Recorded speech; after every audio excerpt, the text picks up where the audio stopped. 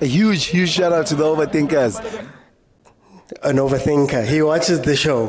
To the overthinkers, shout out Bafana. All about Fetu, this is Parker, yeah? Thank you, overthinkers. Keep inspiring the next generation. Shout out to the overthinkers. Thando kuphela. Much love. To my overthinkers, mamela ubuchopho ngeke buphume buyakhula nizinja nikhokho yazini as overthink siya overachieve. I'm stealing that. I've stolen that one. I've stolen it. As overthinking, so overachiever. Welcome everybody to the Overthinking Football Show. My name is Mokwena. I am your host, and this show is the place for me and you to come here and speak about South African football, things that are concerning this game that we love. Here comes Zanzi, but also when we go overseas, every now and then we'll go overseas, but it's mostly about Africa and mostly about South Africa. So if you're joining for the first time, Monday to Thursday, we're here. Monday to Thursday, we're here. We're going to be discussing things that are close to our hearts as South African fans, and I get to hear from you. The show is a very interactive show. So that means that I want to hear what you guys have to say. And that means that you just click on that button that says multi-guest at the bottom of your screen on TikTok. You have to be following me. And then you can jump in and we can have a conversation about whatever topic we have for that day. Guys, the previous episodes are available in full on YouTube. So if you have missed something, or you came in late one day, or you like what you hear and you want to hear more of it, on YouTube, all of the episodes that we've had over the past 2 years are there and available in full. You can listen to everybody speak. We also have a WhatsApp group, the official Overthinking Football WhatsApp group, which exists so that we can have these conversations offline as well. If you want to join that WhatsApp group, it is a very vibrant place, 24 hours of speaking. You can send a message at 2 a.m. and somebody will answer. If you want to be part of that group, head on over to YouTube, click on subscribe, click on join, and you'll gain access. Today, we're going to be speaking about all things PSL coaching. So, umnikazi wendaba, uCichimpi. He got fired today. Pablo Franco Martin was fired yesterday, I believe. Apologies, yesterday. And it brings a lot of questions about, right? Does the UEFA Pro license matter in the SA context? Are the coaches being supported well by the teams? Are the teams finding the right coaches? We're going to speak about all types of things to do with PSL coaching. And the first question I'm going to ask each of the panels is very simple. What do you think of the coaching standard in SA? How do you feel it is? Then we'll speak about, I'll ask you a question about something to do with these coaches. So the reason why I'm asking this question is, of course, because Pablo Franco Martin was fired, but also because when we look at it, look, the closest team to Mamelodi Sundowns last year was 23 points away. We're seeing coaches getting fired and hired and rehired and refired, and all of these things are happening. And we have to now really drill down and ask the question that, is our coaching getting better? Are the coaches being given the proper resources? What is making it that our teams are not going forward? And if you look at the guys that we have up here in this picture, you have obviously Pablo Franco Martin, former supporting assistant coach of Real Madrid. He was brought in to make things better, and we were told about how he was scouted and hey, these things would be great. We look at Abo Fohloza. Fohloza, for those who don't know, Coach Foltz, now coaches in Mamelodi Sundowns, but he has a history. Fired by Gallants, hired by Amazulu, fired as a coach, wanted as technical director, left, came back. Now he's at Sundowns. You have Dylan Kerr, who came back into the country to coach Barumo Gallants, and then all of a sudden, 2 weeks later, he's gone. You look at Sid Ramovic, somebody who is spoken of very highly by people like Tim Sugazi, spoken about UEFA Pro licenses and all of that stuff. But honestly, has he done better than Dan Dance? You look at Dan Dance, always hired when things are hot, when things are going wrong, fired, goes back down, comes back up, hired again. He's our Sam Allardyce. You look at Abo Mulifintseki, you look at guys like John Maduka, who's been at Royal AM for a very long time right now, but is there any value that is adding to the league, having been in that role? Are we seeing any changes? You look at Bomogen Mamila, Coach Mamila, who coached Chipa at some point, was the CEO at some point, was the MD at some point, was at Moroka Swallows, was at Baroka. When we look at coaching as a whole in South Africa, it's very unstable. There's no stability in the role in terms of the development of the coaches, the development of the players, the development of the teams, the progress of the teams. So I want us to have a proper conversation about coaching in the PSL, and let's see what we can come up with. So first question for those who are going to jump in, feel free to jump in. It is free. Bottom of the screen, click on multi-guest. It's not made for some people. Everybody can jump in. So click on the button at the bottom of the screen, jump in, and let's have a conversation about the coaching standard and status in South Africa. How do we feel about that? Okay, let's see who's here so we can have the first panel.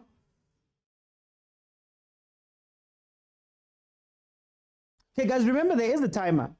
So I'm doing this so that we can all have time to speak. And can we please respect each other? The longer you speak, the less time you're giving to other people. And I want to make it as fair as possible for everybody to be able to come in and contribute. So let's begin. Kumo, welcome to the show. How are you? I'm awesome. It's my background noise too loud for you guys. I think so, yeah. If you could please just turn it down a little bit. Okay, let me quickly. Hey, how's it, buddy? Hey, sharp, bye. Yeah, bye. Oh, sharp, Omar.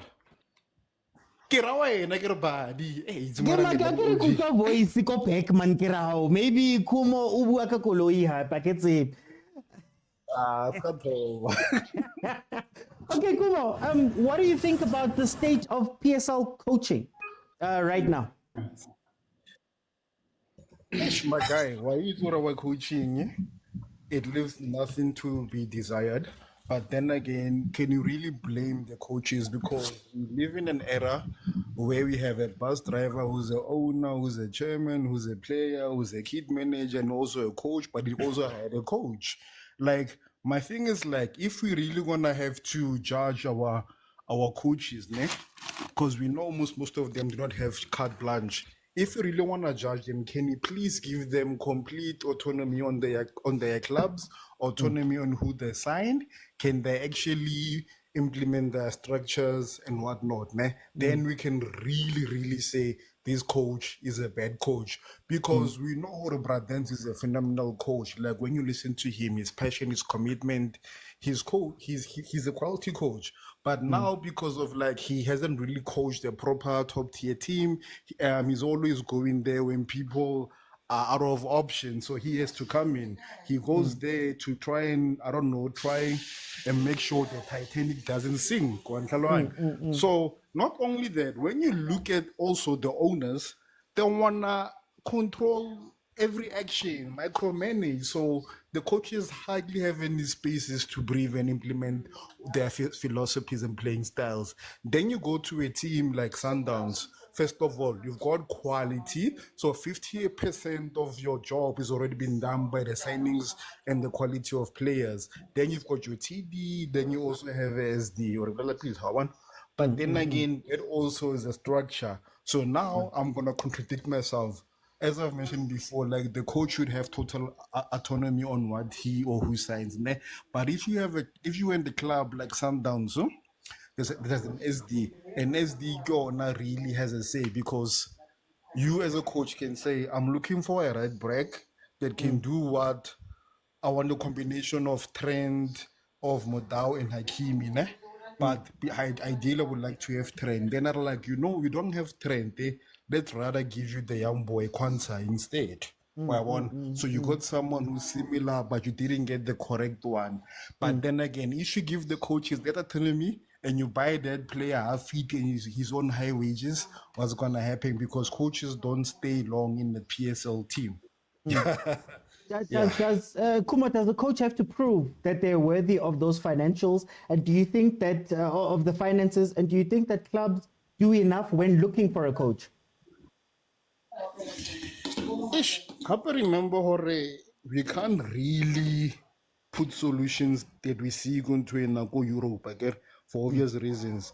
I was gonna say, when you've got coaches like your Mourinho and your Jurgen Klopp, they come with a perceived perception, reputation.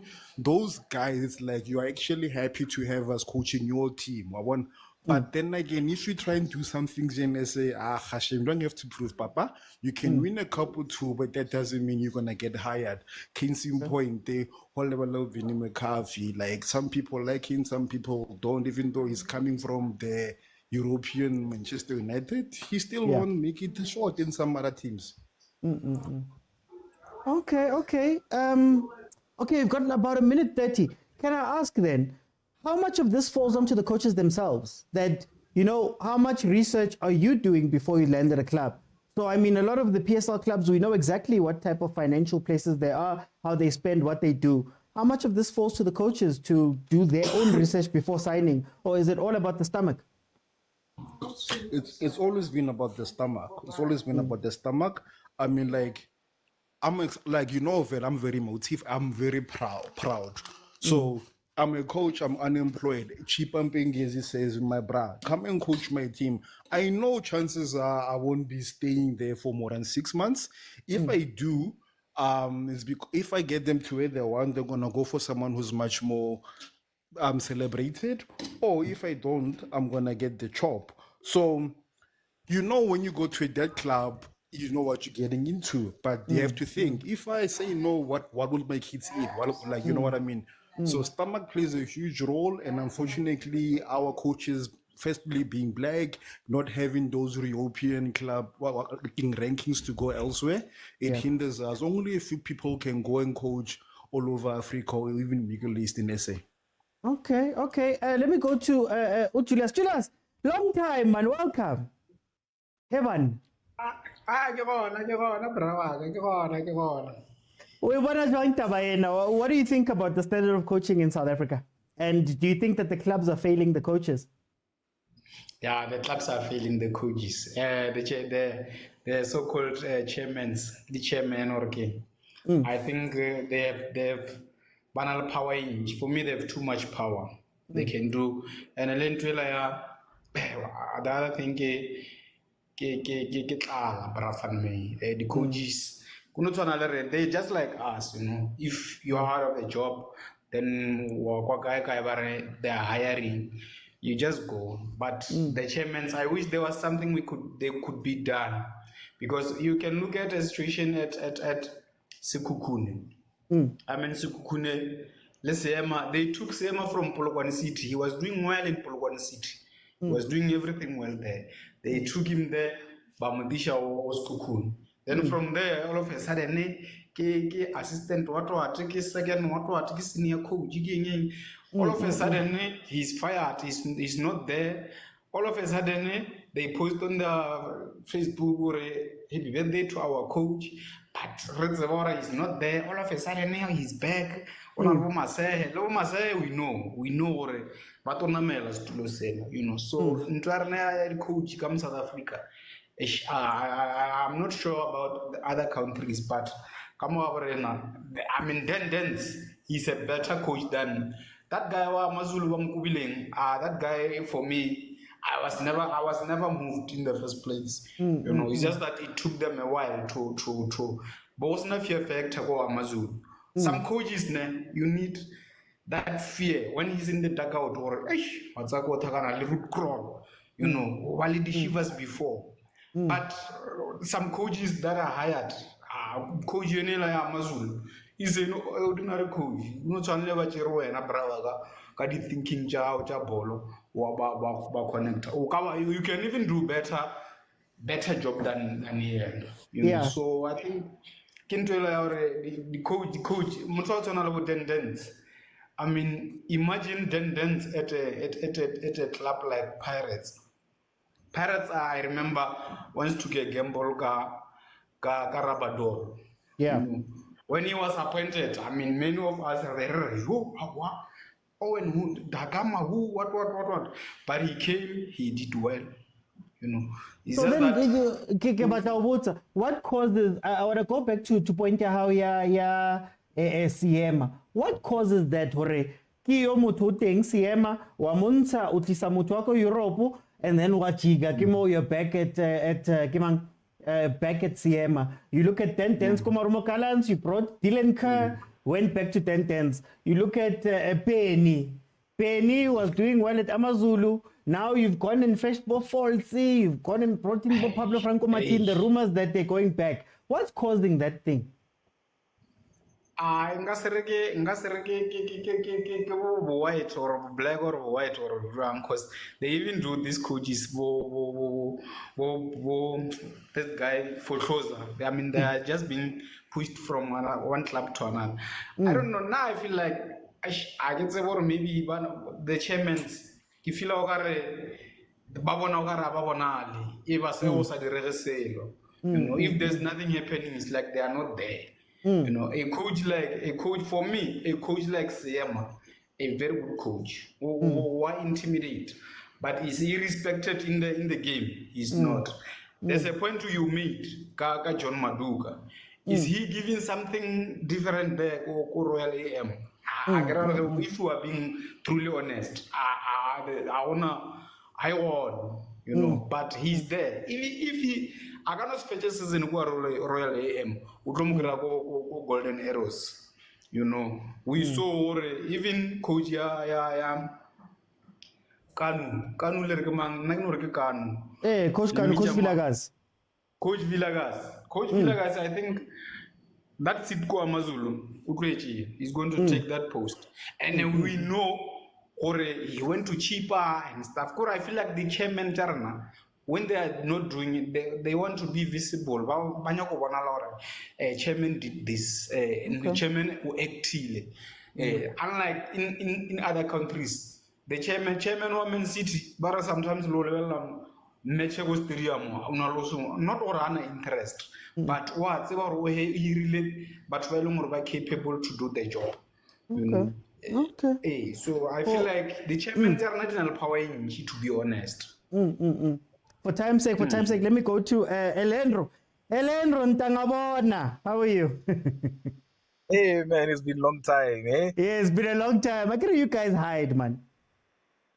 Man, we've been busy, man. Work, I'm a conference, content, so stuff like that, etc. Man, Kimnati Elendro, Kietaba. How do you feel about the coaching standard of South African football, and then are clubs failing these coaches? Yes, I would like to summarize everything up. Like the first question and the second question, I'm just gonna say things that are related to the two questions, just to save up time. My brother, the coaches are definitely the clubs are definitely failing the coaches. Like we had better coaches, Brian. Like for example, we still have good coaches. Like for example, this guy at TS Galaxy, Seth Ramovic. This guy, for me, looking at him, he's a good coach. He's not that top class coach, but he is a good coach. One understand.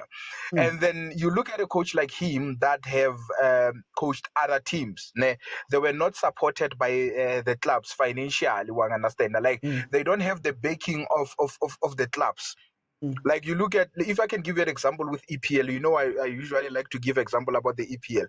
You look at Manchester United, they came up and then they said, Uguti, they give Eric Ten Hag the full backing and everything that he needs for the clubs. That's something that's lacking in PSL, Brayak. You would see that Amazulu has a decent coach, Brayak, a good coach. He knows that the style of play, like for example, Ubeni. There was time where Ubeni was number 2 on PSL. You understand? He was doing good, but he did not have the backing. Understand? And then I also believe Uguti, the coach must be the manager, Brayaka. The coach must be the person that picks Uguti, I want a certain player. Or he must just tell the scouts, Uguti, I want a player that's able to play like this, to play like this, to play like this. And then the scout must make it happen. We don't have things like that from the way I see things. Like they are very much leaving these coaches to like Braga, like they are on the chopping block every time. Every time when you coach a South African team as a coach, you are on the chopping block, Braga. And then one thing is they are not patient enough. Even as supporters, that one I can agree with. Like building a team that's gonna perform at the highest order requires time. So South Africans, we are not patient enough. I understand. That's why now in his press conferences. Can I ask, Kelendro, is there here? Because you look at, for example, Chiefs, as you're going into Nasreddin Nabi, Doesn't mean he's Yes. going to get everything he wanted. But when Kevin Johnson was making noises about these things, the checkbook didn't come out. You look at Benny, and maybe we talk about locally based coaches. Benny was wanting Yes. things from Amazulu, couldn't get them. Kiobo, Pablo Franco Martin, they're getting stuff. You look at Bosid Ramovic, they're getting freedom, backing. Hey, all of these things. Kilinyazo for locally based coaches. Yeah, I would say that or Kelenyato. But with Kelvin Johnson, yes, let's clarify this one first. I think Uguti Kelenyato, when it comes to South African coaches, they are undermined. Like for example, I remember me and you once got into a heated argument when we were talking about Dendens Malisel, and I told you, Uguti, you remember almost that day, but I'm just saying, Uguti Kelenyato, you can see by Dendens, Braga, Dendens is supposed to go to places, Braga. He's not the manager that's supposed to struggle when he says, "Good, I want this certain player." He knows what he's doing. You understand? With the other coaches, Bragg, I feel maybe we are still afraid of white people, because if you can look at the coaches from outside that come here, we give them everything. But with Kevin Johnson, I feel like they knew Uguti, they are gonna appoint a coach. Like they were not that serious about him. I think Uguti, with Kevin Johnson, they knew Uguti, we are gonna get a coach, so we won't buy players when Kevin Johnson is still an acting coach. So we would rather spend money with the upcoming coach that's coming, which is Nabi.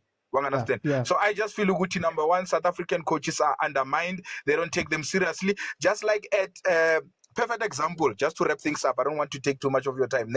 Just like with Gavin Hunt, my brother. Gavin Hunt, he said it, Uguti, Chiefs need a total overhaul of the squad. You remember?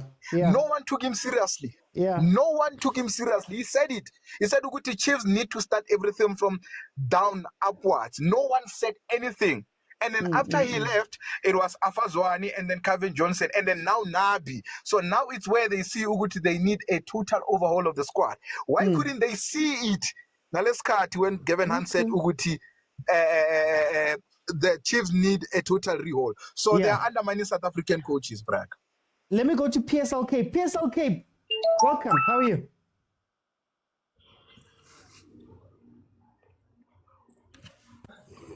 Hey, PSLK, are you with me? Can you hear me? Yes, I can hear you perfectly. Cool, man. Good evening to everyone else. Yeah, man, it's an interesting topic we've got tonight. I think the biggest thing is we love this league, but we can all agree there's a lot of unprofessionalism. So that, for me, has a big impact. It's unprofessionalism and impatience. So I'll explain my point. Okay. You have club owners and directors and people in higher places meddling with coaches. A coach has a certain style of play, has a certain way they want to do things, and then we've had of stories of when people from upstairs want certain players to play, want the coach to do this and that. So my question is, why do you hire someone you know full well what they're capable of, and then you still want to dictate to them how they should do their job? And unfortunately, that happens to a lot of our local coaches. And I'll give you a few examples. I'm going to mention a few names and a few scenarios, and you're going to see a trend. Rulani Mokwena at Pirates. Pirates, he slipped through the fingers of Pirates. He goes on to create history at Sundowns. Benny McCarthy at Cape Town City, he wins them the MTN 8. They let him go. Ever since he's gone, what has Cape Town City achieved? Sean Bartlett at Cape Town Spurs, he brings them back into the league, and they don't even give him 10 games or the players or anything. So there's lack of professionalism there. There's lack of trust. There's lack of patience. These are people who've gone on to achieve great things elsewhere, and they've shown that they are capable of being coaches. They're capable of doing it at the highest level. So I think for me, the biggest thing is there's lack of trust from club owners and club managers, and just not giving people enough time to show their worth. Can I ask, how much of this is maybe based on, oh guys, I don't know who's there, but how much of this is based on fan perception? That we may be a little bit more lenient with certain coaches that look a certain way, that sound a certain way, that are a certain way, and the teams understand that we can just scapegoat the coach. I think, you know what, right? We have to give fans credit, man. Fans are quite smart, if we're being honest. And fans pick up a trend. Like someone mentioned earlier on the panel, that you get these European coaches who come over and they're given leeway, and in the manner in which they treated, or even their contract situations, you don't see them being ill-treated. But what we do to our own coaches is quite sad, you know. It's really sad. And I'll go back to the Rulani situation at Pirates. He's there at Pirates, he's showing great potential, and what do Pirates do? They send him to Chippa United on loan. I've never heard of a coach going on loan.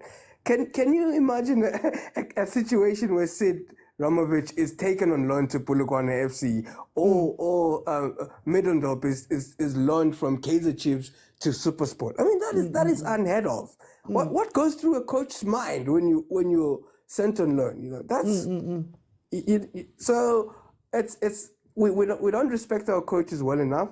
And if you look at the history, it's only our coaches who've gone on to win the league 3 times in a row. Pitso Mosimane has done it. Gavin Hunt did it. So why don't we trust our coaches? Give them the platform. History shows us that if they're trusted and they're given the right tools, they can give you the results. Yeah. Okay. Let me bring in Black Viper. Black Viper, welcome to the show. How are you? Shapo Soti. Man, I'm good.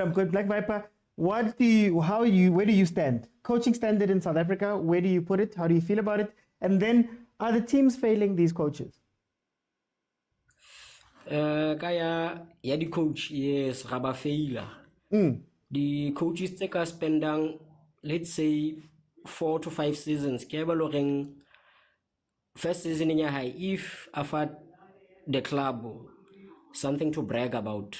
Officing battle okay, let us give him 3 seasons then, because if umtona akala a winner the game study league, amata the top sports, let's say top 3 or a winner league first season yeah, okay, we're going somewhere with this guy. But if as I think next is substantial, especially the big teams, we will deal with it. But if he starts to win bigger things, change minds, he's gonna prove something. Then let us give him what he wants. Then start to challenge the league or take the cup games. Because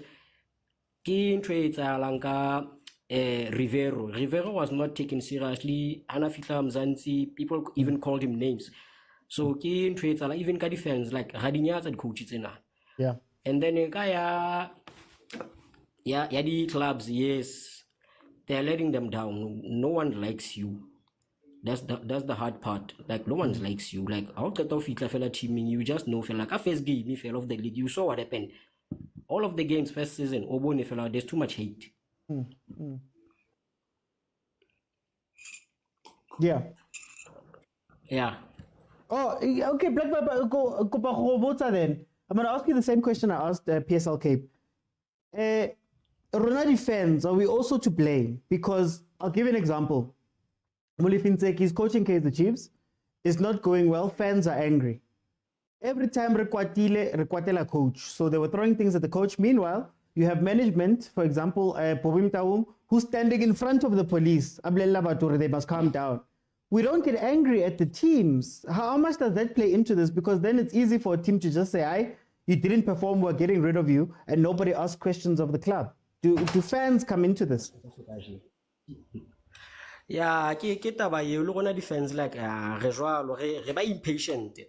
If you can take a look at Rivero's second season, when he lost against Tshwane, and really angry that day, we wanted him out of there.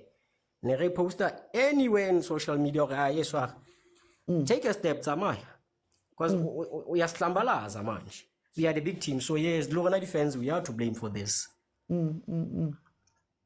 Yeah. Okay.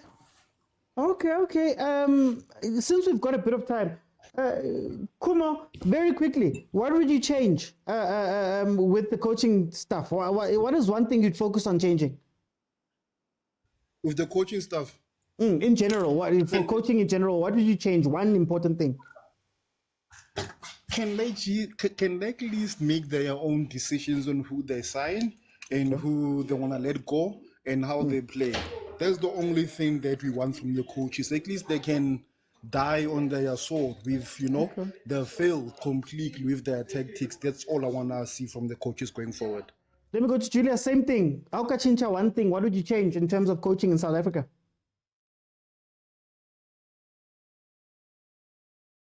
Julius, Alejandro.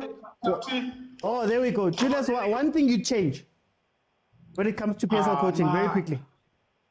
Coaching, I think I'll change. I get a bit of a contract, but Babel contract Dika question chairman somehow, man. Because it's vulnerable the coach, Just the rule, Babel protected in jail. Let me go to Alejandro. Alejandro, one thing you change when it comes to South African coaching? My brother, give the coaches some time. Give them the resources that they need, because we put so much requirements from them. We say, hey, give us top 4, give us this, but we don't give them the tools to give us those results. I understand. So I'm quite happy with my team, Kaizer Chiefs, on how they are giving Nabi the resources. Like even on an interview, he said he was given a budget, but he doesn't want to spend money. So I like that very much. We must copy Sundowns. Whether we like it or not, Braga, Sundowns has opened up the bar. So we must make sure the way they do things, especially big teams, Braga. Must make sure they give the... Yes.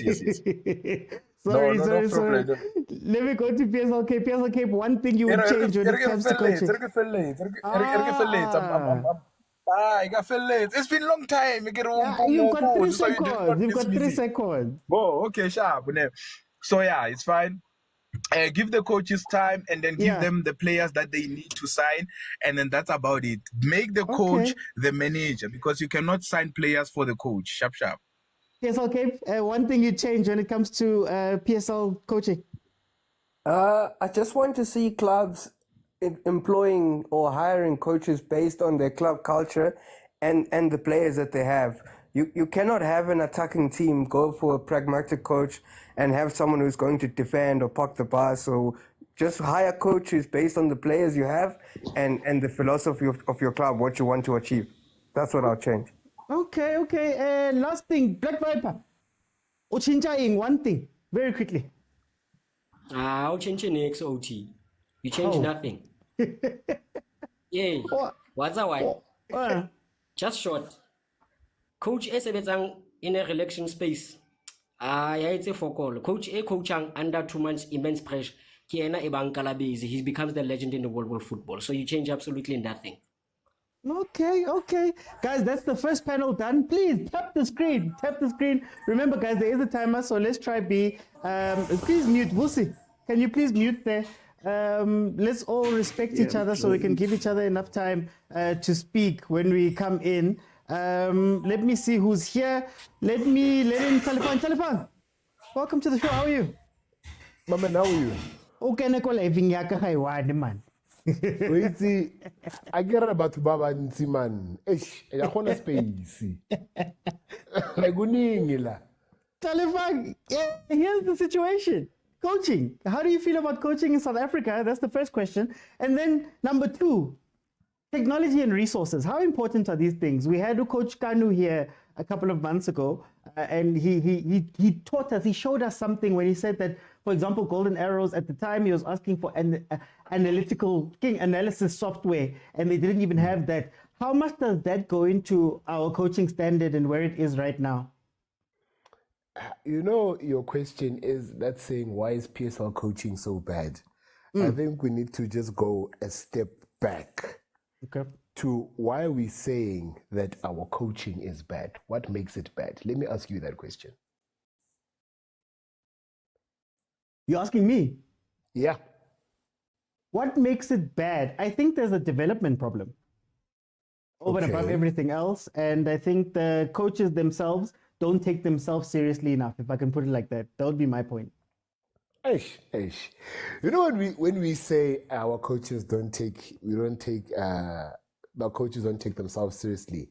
These kinds of answers are very vague.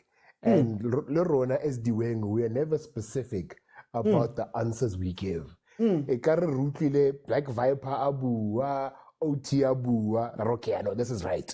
Yeah. Right? And I think that rhetoric and that sentiment, it then the owner themselves believe it. Or no, you guys are not good enough.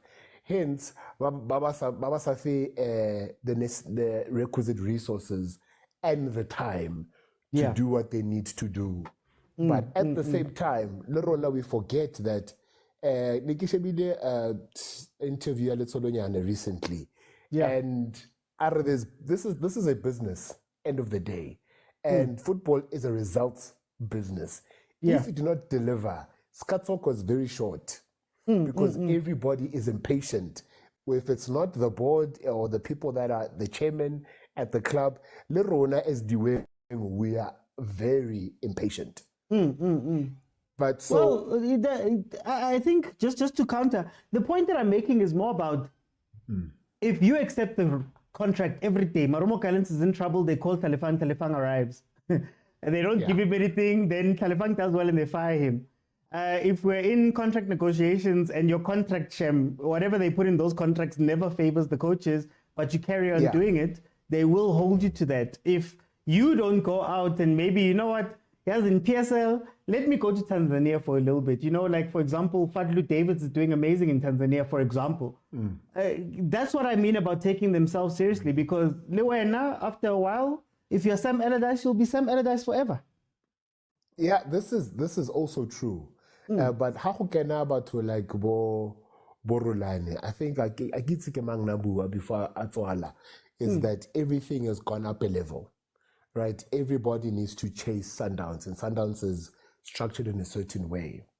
But I don't think there is enough of a, can I say, punishment or repercussions for underperforming against Sundowns. People we've just accepted Sundowns kidita and dominate everybody. So why should we even get better? I don't even know if clubs themselves even want to do that. But I'm winner anyways.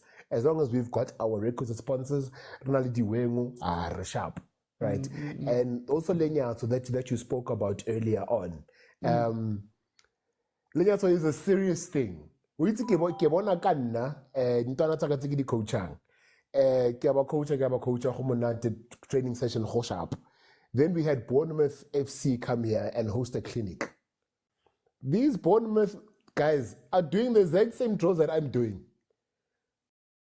Only the training session after that do you guys now see it's a real thing. It's a real thing. And maybe it's an inferiority complex, it's a racial thing, because the foreign coaches, they will get all the backing that they need. And sadly, Libona, not even sadly, they do perform, Shem. But I don't understand, our coaches, are we just not as good as them? Or what's happening here? I'm not sure what's going on. And it does go back into not just development of players, but development of coaches themselves. For the fact that a B license Yasafa only came out this year. I was like, which is crazy to me. If you want a B license, go Tanzania, go Namibia to get one. Marasafa eating, you can't what's happening here. But then you still want kids to get better and develop kids. Before you develop the kids, the coaches must be developed and taken seriously. And these are the kinds of issues that a fan that's outside won't even look or even think of. You just say, when you suck. Then the next one comes in as a high turnover. It's a terrible thing. Okay. That's Talifang, guys. Talifang also goes live. He's more of the European, but we're coming back. I know you're getting into Pirates now. So he's more of that football. So please check him out. Also a coach, so he also does lives. Let me go to Uvelile. Mtaka baba. Bav. Unjani mtaka? Kubusuzwile. Na indaba. Coaches, how do you feel about the standard you're coaching in South Africa? And Mina ngifuna ukuzwa, what is the technology? How much does technology have to do with this? My resources lawo man. Coaches are taken serious in this country. That's why they are hired. And it's up to them as human being and professional enough of whether they see the environment that they've been hired to good, they will deliver the goods or not. Yeah. If you think as a coach you're gonna buy some players for the team, you alone in South Africa, you are kidding. Not even in South Africa, even if you can go abroad. Ancelotti didn't buy, or the previous coach Real Madrid didn't buy Ronaldo. The team bought Ronaldo to increase the profile of the team. It's not about the coaches only.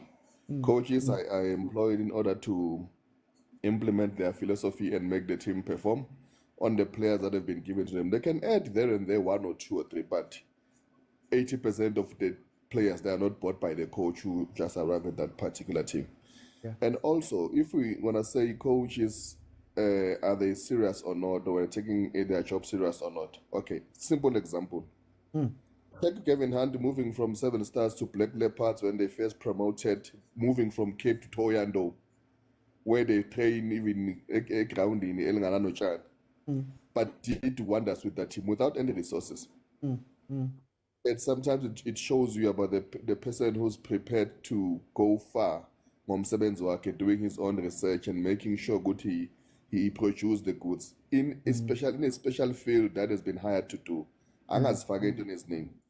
You've got your former head coach, you are already in an environment, the Kaizer Chiefs, whereby you are the head of youth development. Already you are in a stack as Kaizer Chiefs. Yeah. Which means if you take yourself seriously as an employee of that organization, you know already what's happening on the senior team. You've got details. You know, you are there, you are inside. But come the time whereby you are given an opportunity or in such a big institution, so we cannot blame the resources there. There we go for you. Did you equip yourself enough, or did you research? Did you do enough research in order for you to perform your duties? But before to perform your duties, you also need to equip yourself. And equipping yourself, it means you must go an extra mile as an employee of that organization in order to produce the good result. So. Okay, I'll come back. I'll come back. Let me go to. I'll come back. Let me go to Blackberry. Blackberry, welcome to the show. How are you? Sure, Baba. What's Ukraine? Man, Imnandi. Blackberry, tell me, what do you think about the standard of South African coaching, and how much does technology analysis, lama ampendwe Sundowns, nama bra that they wear, how much do those things play into our coaches being bad or good? So firstly, what are your general thoughts, and then how does it play into this technology? Okay, my first general thought is saying having a license, to obtain a license, like a coaching license, it's very overrated. It's really overrated, because obtaining a license, okay, it verifies your job, obviously, but still, a license, I feel like it's very overrated, because that license won't be coaching. It's the coach that has to be actually working out a new brilliant idea so that the club doesn't sack him, the fans love him, and also the world can see, what coach OT unamasim, Bulindo Pep unamasim, because of why we are Denka, and if he has created a masterpiece, yeah. So what was the other question? Sorry, Askis. No. I was asking you about the technology. Sundowns has all types of technology invested in there. They've got analysts. They've got they have a coach by 3. This and this and this and this. How much does that play into the rest of the coaches and how we see them?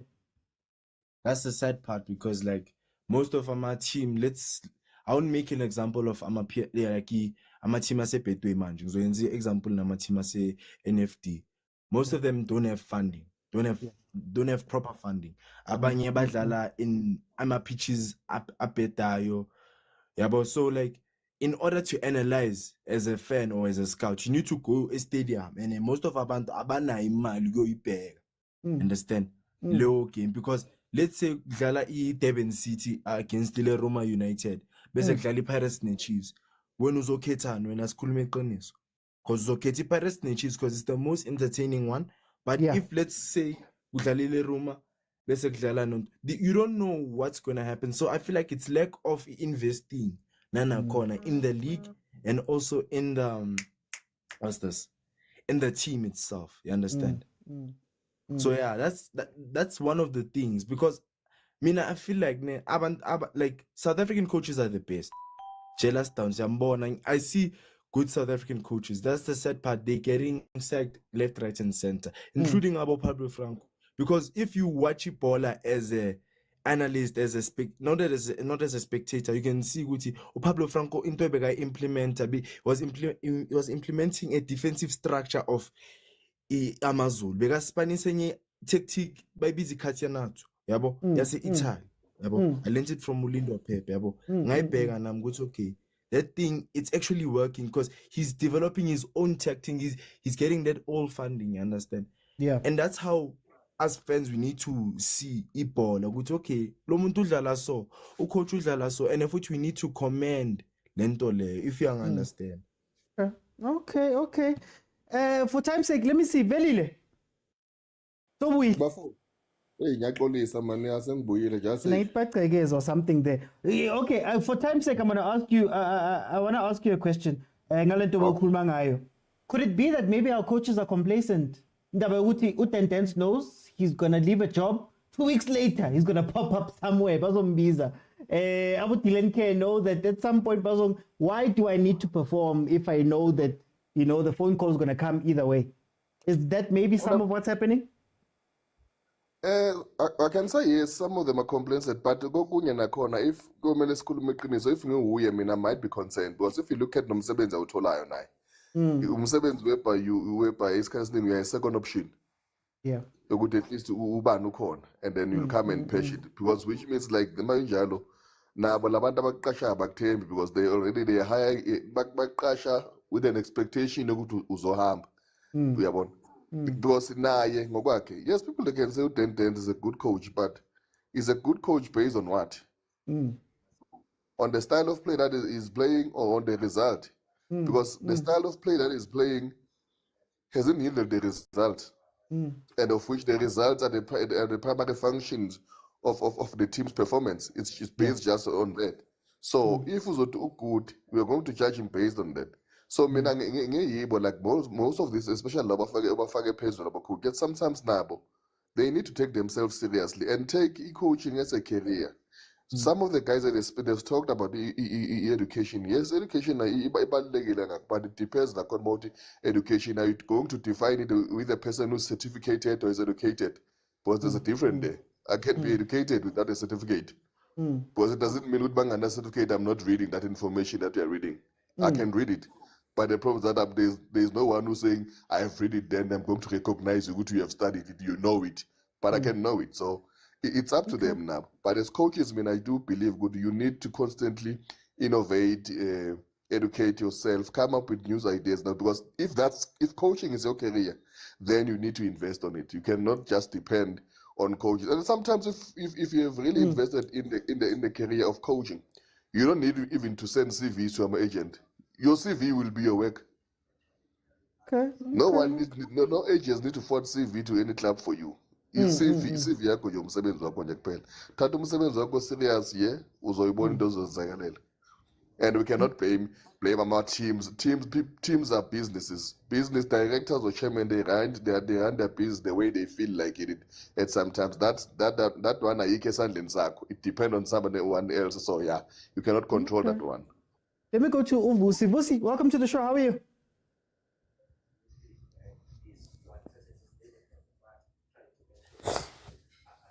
Vusi, are you with me?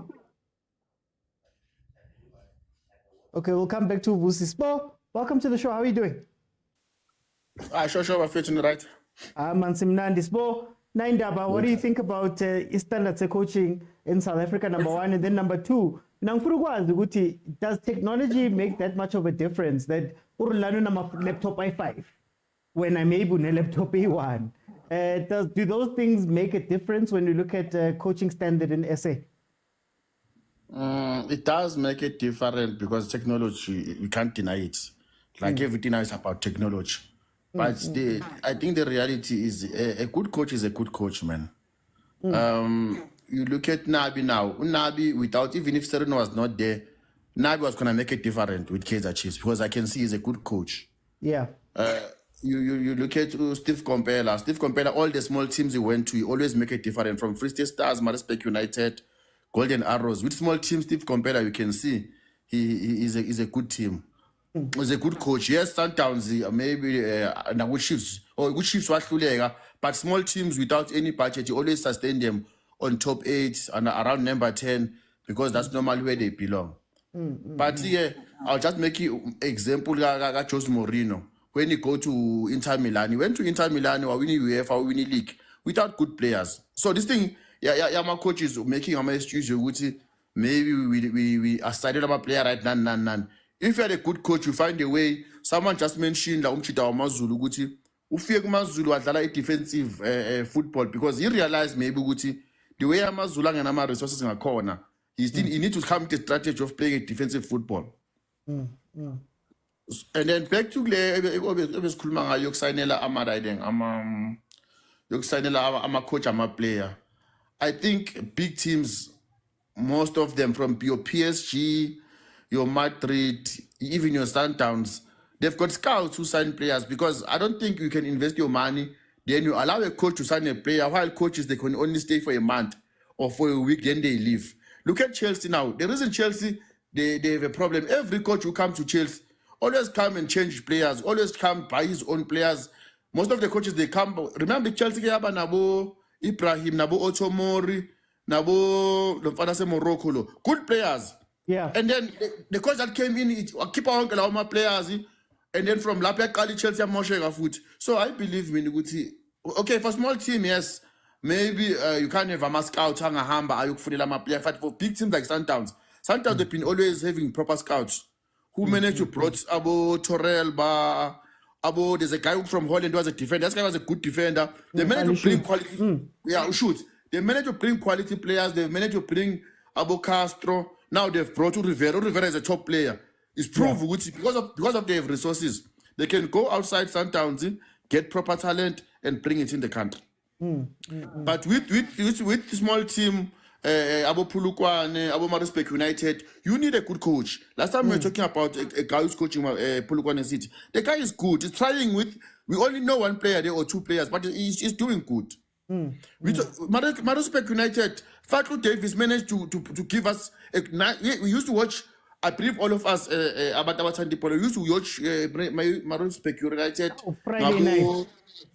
It was very Oscar Makaringe, abo Mapoy, also Sundowns. Ufat from nowhere about Kuka, they became top players. So somehow some of the coaches, they come to PSL as loot. Some of them from outside the country, they come give us something.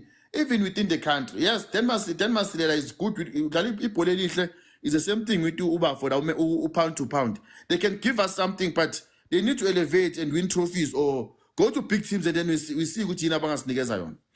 If the big teams don't want me, what must I do with the last minute there? If I think there's no way with a big team if one to prove if Steve Compella was given a chance, Utafigu Chiefs, who's Proville. If Pitso was taken from Supersport, Wafiga La Payana, who's Proville. If Fatu David at some stage was given the pirate, who's Proville. About the new is only good even now who's Kulme last pendulum and I will meet and I will interview. But the honest Denaga's proof. That even goes with Usiyama, yes, is good. But maybe I told him maybe team a Supersport. I told him maybe it was strong and not the big ones, but lower are strong and it's the same thing applies. Look at Utintla. I don't know how many times, but he's not delivering. Look at Cape Town City. You can't have a bomb coach. Have all those players you have there, Mara. You're not winning anything. You're not even on top 4. Okay. Someone mentioned again in Davaga Penny. Utu Penny went to Cape Town City because I believe Penny is a good coach. He went to Cape Town City. He won a trophy. He went to Amazulu. They were number 2. Without any special players because he's a good coach. For time's sake, let me go to Vusi. Let me see if Vusi's back. Vusi, I tried to unmute you. Oh, are you with me? Okay, sorry, man. Hey, I tried to unmute myself, but I could see that you muted me on your side. No problem, no problem. Busi, welcome to the show. Thanks, my brother. Thanks for the opportunity and evening to you. 2 questions. What do you think about the standard of PSL coaching, number 1? And then number 2, how much does technology and resources play into this? Is Rulani a really good coach, or is Rulani a really good coach because he's got a bunch of things and resources given to him? And is it fair to, compare the coaches like that who don't have? I mean, one, I will go back to the contract. Do coaches sign the contract for the sake of getting a job, or do they sit with the management and give them their plan? That's the question. Because if I go to a team, for instance, a team like Polokwane City, I've got my style of play. The Polokwane City, obviously, they've got their style of play. But if I go to them and present my plan, and I'm telling them that I'm going to change the style of play, I don't think the management will be involved in that, because I gave them their plan. As soon as they see that my plan is working, they won't be involved. Yeah. For the management to be involved is because the South African coaches don't give them the plan that this is my plan, and I don't want you to interfere with my plan. As long as you ask me to execute it, I will definitely do it, because it's my plan. It's my 3-year plan. Then can I ask you, before you go there, before you leave to the next point, can I ask you, but we've seen so many places where a coach was doing really well and they got fired out of the blue. You think about a Siema, you think about Dentens, usually you think about, Gavin Hunt at Kaizer Chiefs. You think about so many different coaches who were doing relatively well, but then they got fired. What do you say to that one? Because I'm giving you the results, but you're not letting me continue. Okay, is the coach, like Gavin Hunt, was he fired because of the results? Because with Gavin Hunt, even today, I still say he had an unfair stage at Kaizer Chiefs, because he wasn't allowed to sign players, remember? So if you say Kaizer Chiefs failed him, Kaizer Chiefs had no opportunity to sign players. No, I'm saying, but they fired him after doing very well. Yes, he did very well. What made... Again, it was the betrayal, I think, that fired Kevin Hunt. It was his assistant coach. So if you are a coach like Coach Pitso Mosimane, he's got his team. Remember, Coach Kevin got Atazwane there. And I still say today, even today, Atazwane wanted that job. That's why Coach Kevin Hunt got fired. Yeah. It's because of the man that you trust next to you is the man that will get you fired.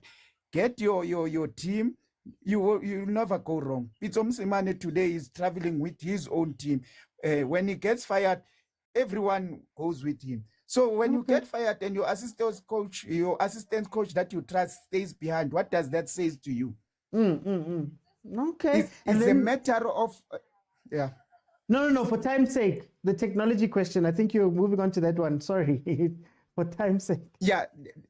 I think the technology, let's give Rulani his flowers. Let's give him his flowers. If a coach like Rulani was blamed when he lost the game against the Tunisian Experience, they said he spent the whole night on his laptop doing that, of which is something that is very good. You empower. Coach Rulani had like after every game, he goes back and he do his research. So the technology helps you a lot, because now we've got something called Rulani Ball, of which we didn't know about it before. But now Coach Rulani will always come up with new things. He's like a coach like Pep Guardiola, who always wants to improve the game. So I will say the technology help us a lot, but leave the players. Don't compare. Don't say the coaches.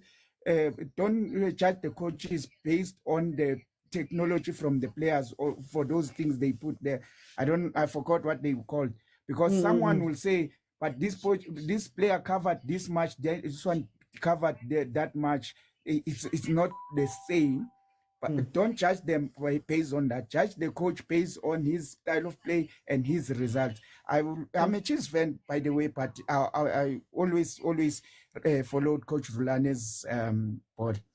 For time's sake, Vusi, thank you so much. Guys, let's tap the screen. Guys, tap the screen. Tap the screen, man. Can we get to 30,000 likes then? Can we get to 30,000 likes? I want to ask there in the comments. This is a question for the comments. I hear what everybody's saying about all of that stuff, but it seems very convenient that teams seem to get rid of these coaches. They seem to get rid of these coaches. Or a team doesn't have money for CM, but they've got money for somebody else. So they don't have money for this coach who's done very well, but they've got... Isn't it a bit too convenient? And don't we have to look at the teams and say, "Ay, Maranani, there's something wrong here." So guys, just let me know. Is it objective? Is it fair when these people get fired, or is it just convenient? And what do you think makes these teams want to go to overseas coaches or go elsewhere when they've got somebody who's doing well right there? Let me see who's here.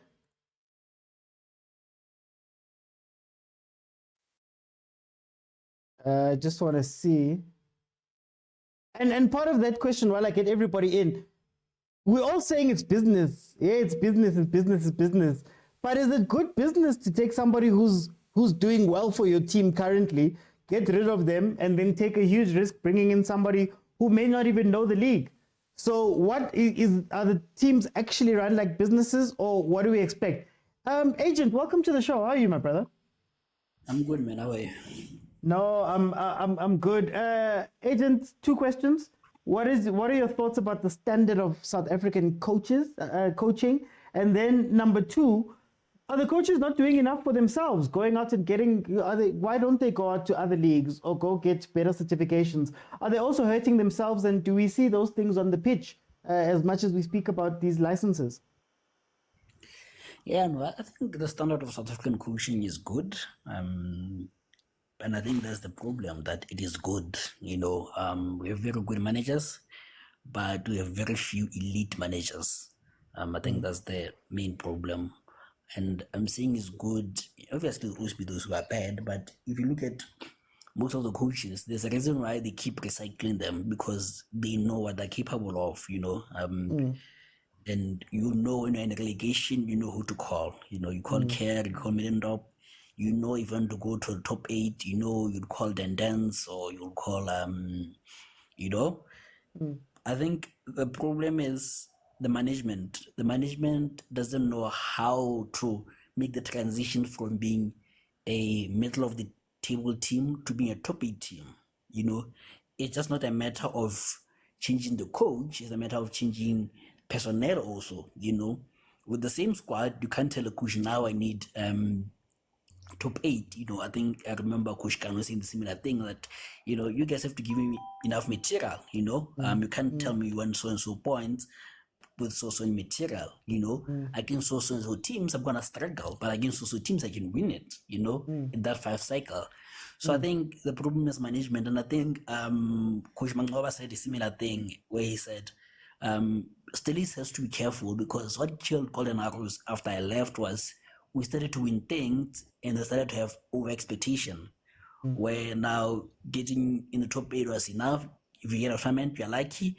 They decided to say, no, now we want to constantly go into the top 8 and challenge for cups. But what about the material, So I think that's the main problem with the management. And with the coaches also, I think for me to value you must value yourself, Don't always jump when people say jump. You have to ask how high, have a ground, but I guess maybe it's hunger. But if it's hunger, then go outside, look at what Fadlu is doing at Simba, look at what Coach Mokana Morewudi is doing in Botswana, look at what, even though it's starting, rulani is doing in Wydad, look at what Pitso Mosimane have achieved, look at, how much at Lance Davids, I'm forgetting the guy who was at MLS, the name would come. Bradley Carnell. Yeah, doing well. So we have enough coaches, and if you want to see how good of our coaches are, take our teams to Confederations Cup. You will see them doing very well, against the top sides in Africa, So I think we have the capacity, and they just have to take themselves serious. Like I was saying, improve yourself, get a certification, even on a contract, take yourself serious, I think you have to have an agent who's going to tell you, nope, can take this contract. Don't just coach like then this without a contract. You know how people gonna supposed to take you serious, you know? And like Amazulu, you fired Bain. How are you supposed to take you serious if you're the same people who kicked you out and they all come back to you again? So yeah, they've taken themselves serious, yeah. And then, Agent, just one last question that I had here. Fan perception, how does it play into how the coaches are perceived? Are we also part of the problem in that, UEFA, what is better no matter what the results say, but yet when one of our own homegrown coaches with the CAF B does very well, we don't care? How much does that play into these things? I think it's what I call a Kaizer Chiefs effect. Kaizer Chiefs in their successful eras, they bring in your Vickises, your whatever, and that created a perception that maybe this is the way to go, and then it so happened that Sundowns tried to adopt that also. We started hiring foreign coaches also, like, okay, maybe this is works, and then Pirates also, we saw them. So the big three in that successful areas, except Sundowns, look to have foreign coaches being successful. So the smaller teams have to emulate that because they want to be in the so-called big teams. So I think it was a culture just developed, by those people, by the big two, if I can put it that way. So I think it's only now that at Sundowns showed under Pitso and others that actually local coaches are good. That's when the trend now shifts to local coaches for the lower side. So the big three teams are the trendsetters, and for coaches, for fans, we always want success. Where there's success, that's where we'll jump to. And yeah, we saw that success came to the white people. You'll even hear someone saying Chiefs is too big for a local, because that's what we've been accustomed to. So yeah, fans only just feed off the momentum of the big three. Yeah. Thanks. Okay. Let me go to Hansel. Hansel, welcome to the show. How are you? Mr. Oti unjani? Ngimnandi man Hansel. Naindaba, what do you think of the standard of South African coaching, and do our coaches take themselves seriously enough for these teams to take them seriously? So this means contracts, this means education, this means other seminars and what do they do these things, or are they also just sitting and being fine with where they are? Actually, Mr. Oti, the standard of coaching in Mzansi is one that is left to be desired. There is so much factors that contribute to coaching and the success of a team. If you check, a lot of teams, or let's just say a lot of team managements, they are not professional, number one. Number two, they don't like taking accountability. Coaches are always thrown under the bus, right? They don't have patience. They don't have structure. They don't have an identity as a team. Or this team has this kind of identity. You see teams like Stellenbosch and Supersport. I always recommend those teams because I always applaud them, because if you check Stellenbosch, it's very easy for Stellenbosch to incorporate the MDC players in the first team because they have a certain culture, they have a certain an identity, right?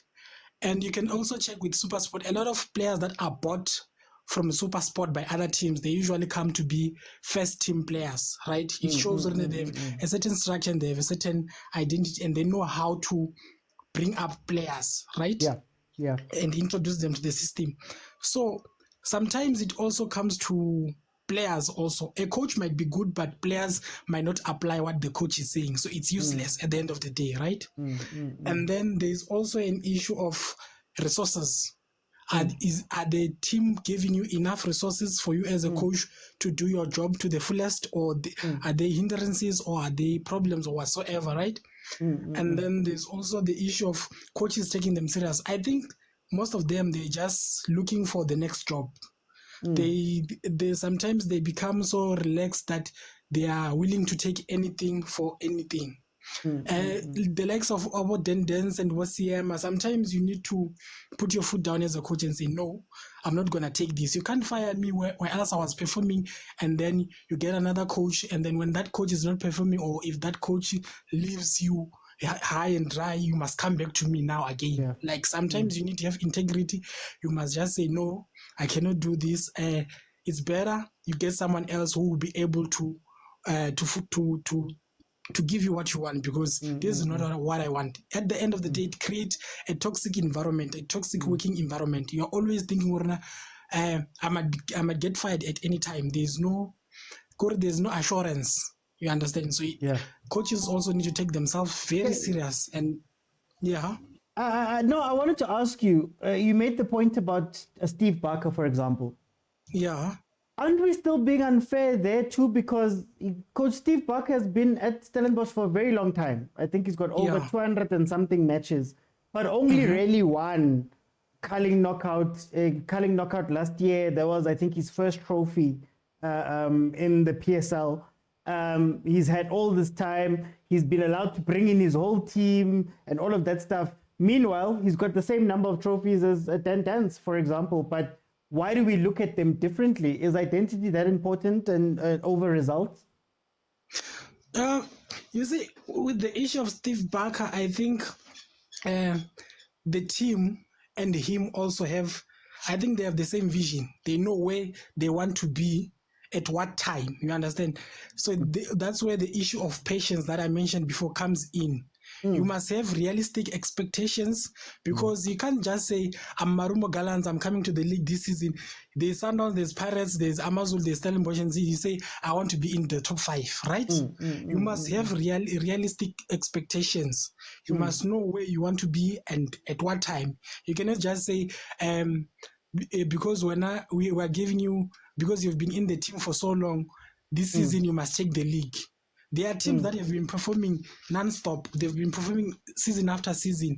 And it won't be easy for you to just say, no, I'm just going to overturn them and become number one. No, you have to work. Sometimes time is important for you to have a proper structure, because this chopping and changing, that's why a lot of teams, they're getting relegated. They're coming in and out of the league, in and out, because each and every coach has an identity of his own. And a lot of coaches, they can't incorporate... They are not flexible in their thinking. They have a certain style of playing. They cannot incorporate players with their own style and the identity of the team. For time's sake, let me go to Sean. Sean, welcome to the show. How are you? I'm okay, my guy. How are you? No, I'm good. Tell me, Sean, standard of coaching in SA, how do you feel about it? And then number 2, are our coaches themselves, the ones that we speak about, are they taking themselves seriously? Because if you look at, for example, nobody wanted to get a CAF A license up until FIFA was like, hey, or CAF was like, hey, you need to go get it now. They've all got these CAF A licenses and all of that stuff. How come they're not being proactive? And is it maybe complacency from the coach's side? I think it's a combination of complacency from the coach's side, complacency from the club side. And I'm glad you brought up Stellenbosch, because Stellenbosch is a good example of a team that come into the league and they respected the league. And I mean this in a sense of they decided to build the team up. You know, they build it up. They didn't just come up and say, or they didn't buy a status in the PSL and then say we are rivals to Mamelodi Sundowns. You know, they've been building this thing slowly but surely, you know, especially starting from off the pitch culture. You understand? I mean, they got the departments right, they got the scouting right, they got the development right, and that is the important thing. Yeah? Getting the academy right, getting the development right, and then making sure that the culture from the first team trickles down. That's why it's so easy for them to get players from the second team, put them in the first team, and then start playing football. You see. So it's a combination of both, in the sense of the PSL itself is not taking initiative in saying, SAFA is not taking initiative in saying, let's go out and bring out knowledge, because what you need is knowledge. And as soon as you tell people that you need knowledge, they tend to think, no, you're trying to copy Europe. You're not trying to copy Europe. You're trying to say, right now, the knowledge system of football is in Europe. Yeah. So there are different styles of play, and I've seen it happen a lot in Europe, where a lot of sporting directors are invited to certain clubs and by certain academies to come and talk about football, come talk about this game, what makes that game so important, tactics and so forth. And one thing that I think was Ralph Radniak was talking about was the development of Mane and Firmino, and he said he can't take credit away from Klopp. because what he did with those players, Klopp would have never done. They would have. I mean, what Klopp did with those players, they would have never done with those players. You see, and once we get to that point of honesty, especially when it comes to SuperSport and Sundowns, people are still thanking SuperSport for the performances of Mokwena and Ronwen today. You understand, as if there was no coaching at Sundowns. You know, as if they didn't become better players at Sundowns, as if they would have done the same things they're doing at Sundowns at SuperSport. So it's a combination of both, and also desperation. Yeah, we are a defensive league because we don't have money, and club owners are very worried that what's going to happen once I get relegated. Relegation costs a lot of money. You see, so that's why we've become a defensive league. Then the main reason why Italy was known as Serie A was known as a defensive league is because it has money issues. You understand? So you'll have a Sundowns, a Pirates, and a Kaizer Chiefs. But even if those clubs do not defend the league, even if those clubs do not advocate for the improvement of the league, and they're just comfortable in their own position, we're gonna end up with 16 teams for the next 30 years. You know, with coaches that don't want to read, and an association that doesn't want to involve different perspectives and bring different people to come and teach. You see, if you're going to bring in a foreigner, make sure that foreigner comes with knowledge that you don't have. You understand what I mean? So if they don't do that, then you have wasted money, you have wasted time. And another thing that I want to say is, we have an issue with this thing of also, you get a good coach, bad players, and then you want to call him a bad coach. You know, you get good players, a bad coach, and then you want to call them bad players. You see, so it will depend. For the clubs, it's beneficial because then they can finesse their supporters, they can manage their supporters, they can gaslight their supporters. And Kaizer Chiefs has been a perfect example of it. You get good coaches, bad players. You get bad players, good players, bad coaches, and then you just finesse. It's easier for you to make excuses like that. SuperSport is doing with Sundowns. You know, SuperSport is the only team in the world where a club comes and buys your players and you still complain. You understand? They didn't steal your players, they bought your players. Instead of you going to buy better players or players of the same quality, you complain. So that's what I think. I think it's a combination of both. Thanks. Let me go to Nkosi. Nkosi, welcome to the show. How are you? Welcome, Mr. OT. Hi, I'm man. very good.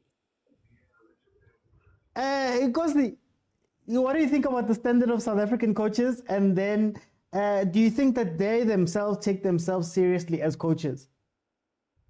I think the level of coaching is not that bad.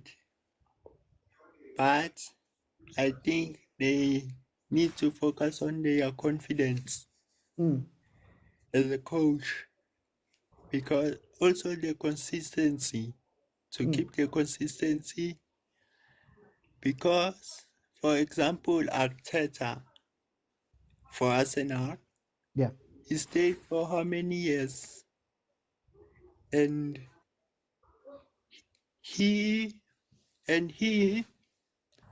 tried to build Arsenal, the playing style and the defense.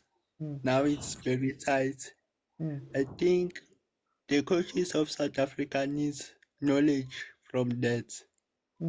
How to improve the players, how to sign quality players for them to play, and also looking to the lower leagues. I think the fields, the facilities they are training on, they are very different than higher league. That's all. Yeah. So then, how many teams can wait 5 years to get something similar to Arsenal? Because with Arteta, it's been 5 years and hundreds of millions spent. Can other teams do that? I think they can, but they need a proper coach, and players need a proper coach and players that can fit the playing style in the team in order to progress the team forward. Yeah. Yeah. And then can I ask you, are we fans the problem sometimes with these coaches and what we expect of them and how we react? Not that much, but you putting on the pressure to the coaches to make changes. Yes. Okay. Let me go to Black Viper. Black Viper, welcome to the show. How are you? Shapo Hotmani. Black Viper, Kietaba, what do you think about the coaching standard in the PSL? And then number two, are they taking themselves seriously enough as coaches? Standard is the coaches are on a PSL the drastically. If you can look at for the last 3 to 4 years, who's been at the top of the league? Mamelodi Sundowns. So sometimes Mamelodi Sundowns is superior. That's why Babylon win a league. That's not the case. Now, if you take a look at in those 4 years, Pirates has been number 2 for 3, and then they were missing that spot only in 1 year. That was when Amazulu went to the Champions League, and then Pirates their CAF Confederations. Yeah. So if you could check in 2021, the gap in LA fair enough, but if you can check from 2002 to 2024 last season, check out those gaps.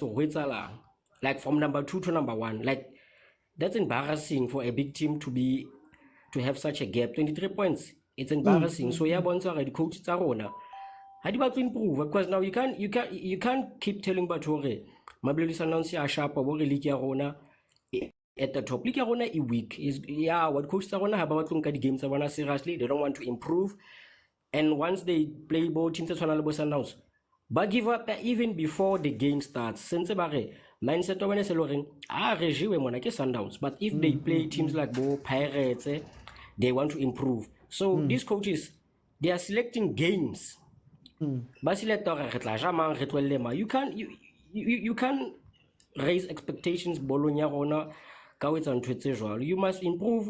Okay, fine. Leaking at the end of the season, keep at top 5, top 7. Keep at if I fail, at least it's number 9. That's where you should place yourself ultimately incapable.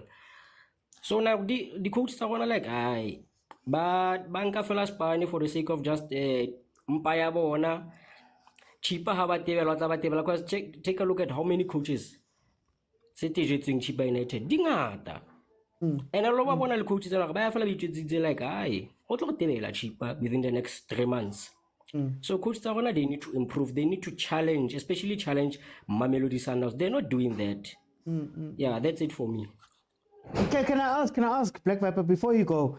Taba, isn't it also Hore? I can coach with fear, but I know I'm going to have a job tomorrow. So even the coaches that we speak about, the moment he's out of a job, next week he's got a new one. Whether he did well, whether he did badly, whether he was fired fair or unfair, the moment he does something that side, he's fired. A week later, he's got a job. Kimo, he got fired by Ibaroka last season before the playoffs. And then all of a sudden, Saliko Maruma Kalans. Maruma Kalans Tom Samaisa, Pop Up cheaper. How much does that play into this? Because Libona, as much as they're complaining about being taken seriously, man, everywhere. Yeah, that's why getting Coach Sarwana habai value sharp because like you keep on jumping the team and also coach Stephen they keep on jumping the teams. Coach already. Which means they are enjoying this. Until Batotola team it was Hamanya now 3 seasons cup of 4. So it means also Kirata effect of Omenchile. Then dance on Allen try bullying and say sharp the playoff saying allo baroque. So officing they didn't like it. He sounded like a man defeated. Hanabazari playoffs, but loser those 2 games. You can't say that to the public. No, you have to convince batho ba sa tsebeng ho etsalang team ya hore re tlo jeka re tlo ba ditrapang kutsena and motivate players tsa hao from outside so that how can I locker room le bona wa ba jwetsa okay guys ke buile chaya ka ra kantle, this is what we're going to do.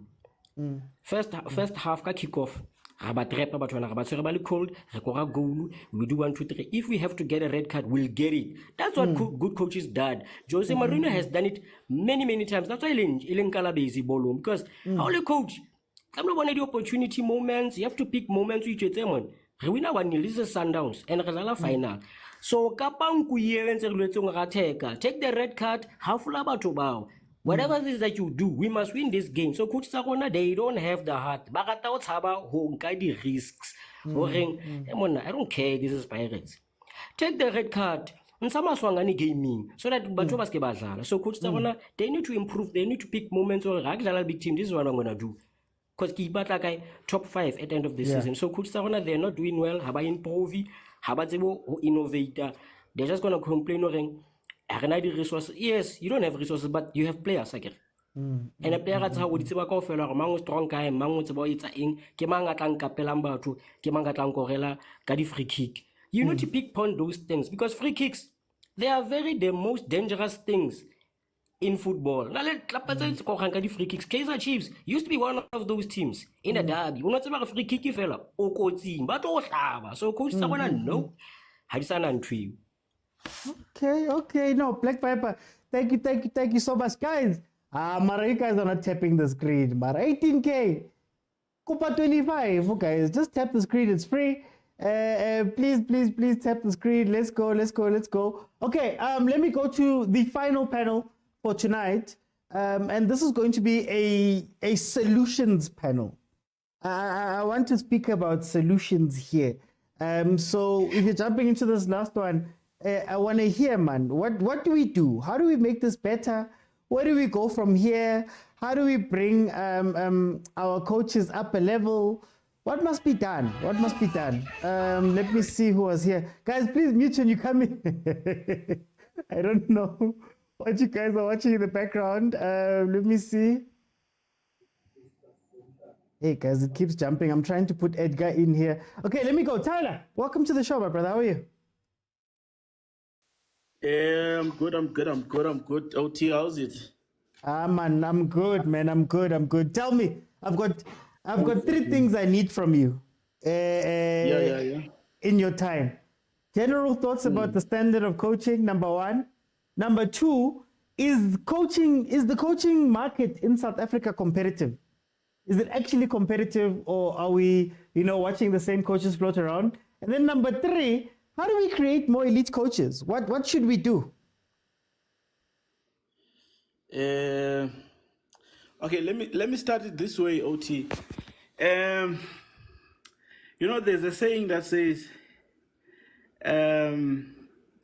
unless you change who you are, you will always have what you got. So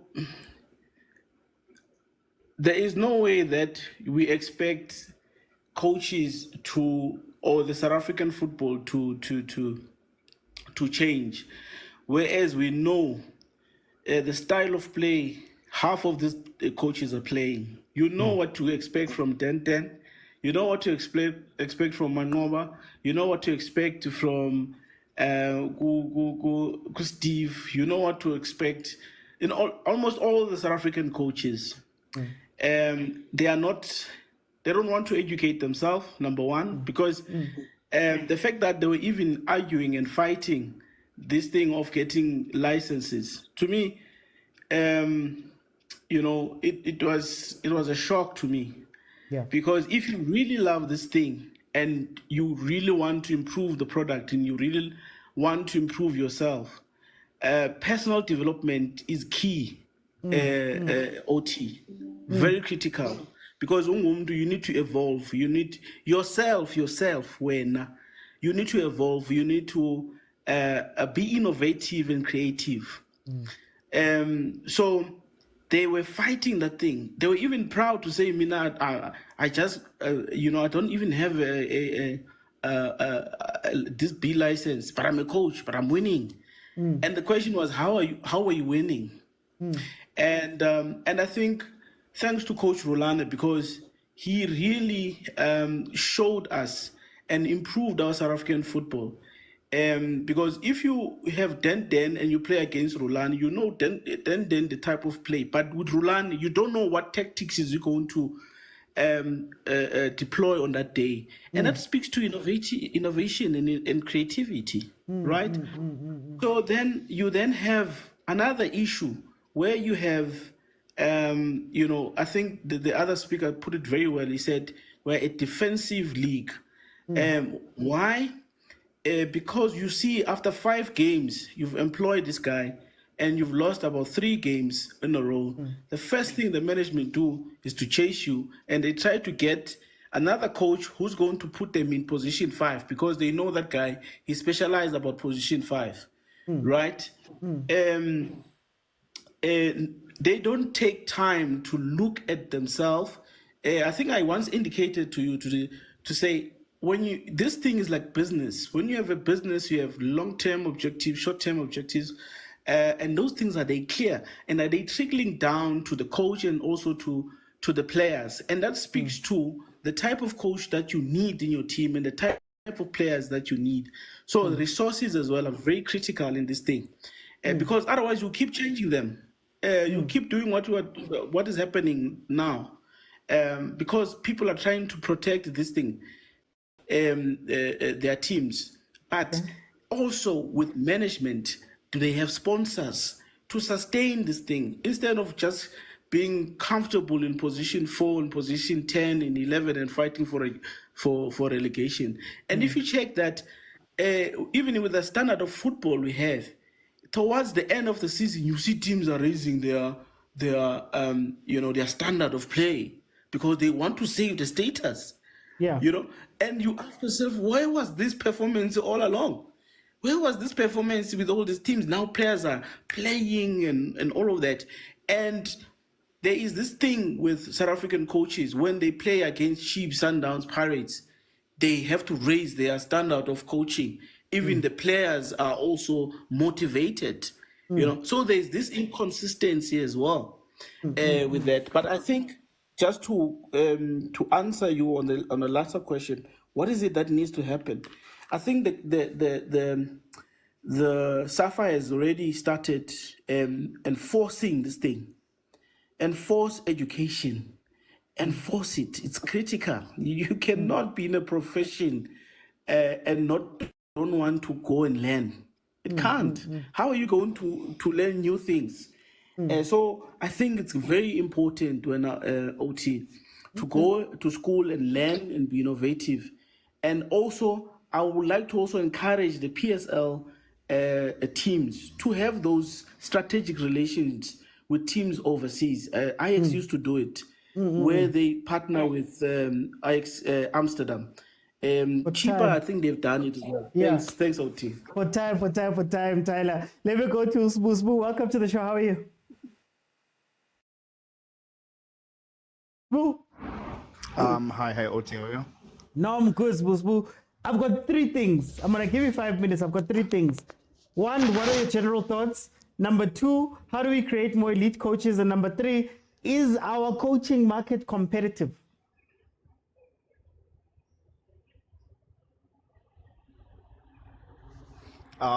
Just to answer the third question, I don't think so. No, it is not competitive enough. I think the finances should play a big role in this one. PSL should be at least more, in terms of payments. The grant, because the grant becomes the effect, the financial effect, because these players need to travel. This is how they get the equipment that we're speaking about. So finance plays a big role. But can I ask on that point? But now you've got Siema here, you don't want to pay him, let's say. But then at the same time, you're willing to go to Germany and go fly that guy in with his whole team and pay all of those monies. Is it really finance, or is it just they don't want to spend the monies with local coaches?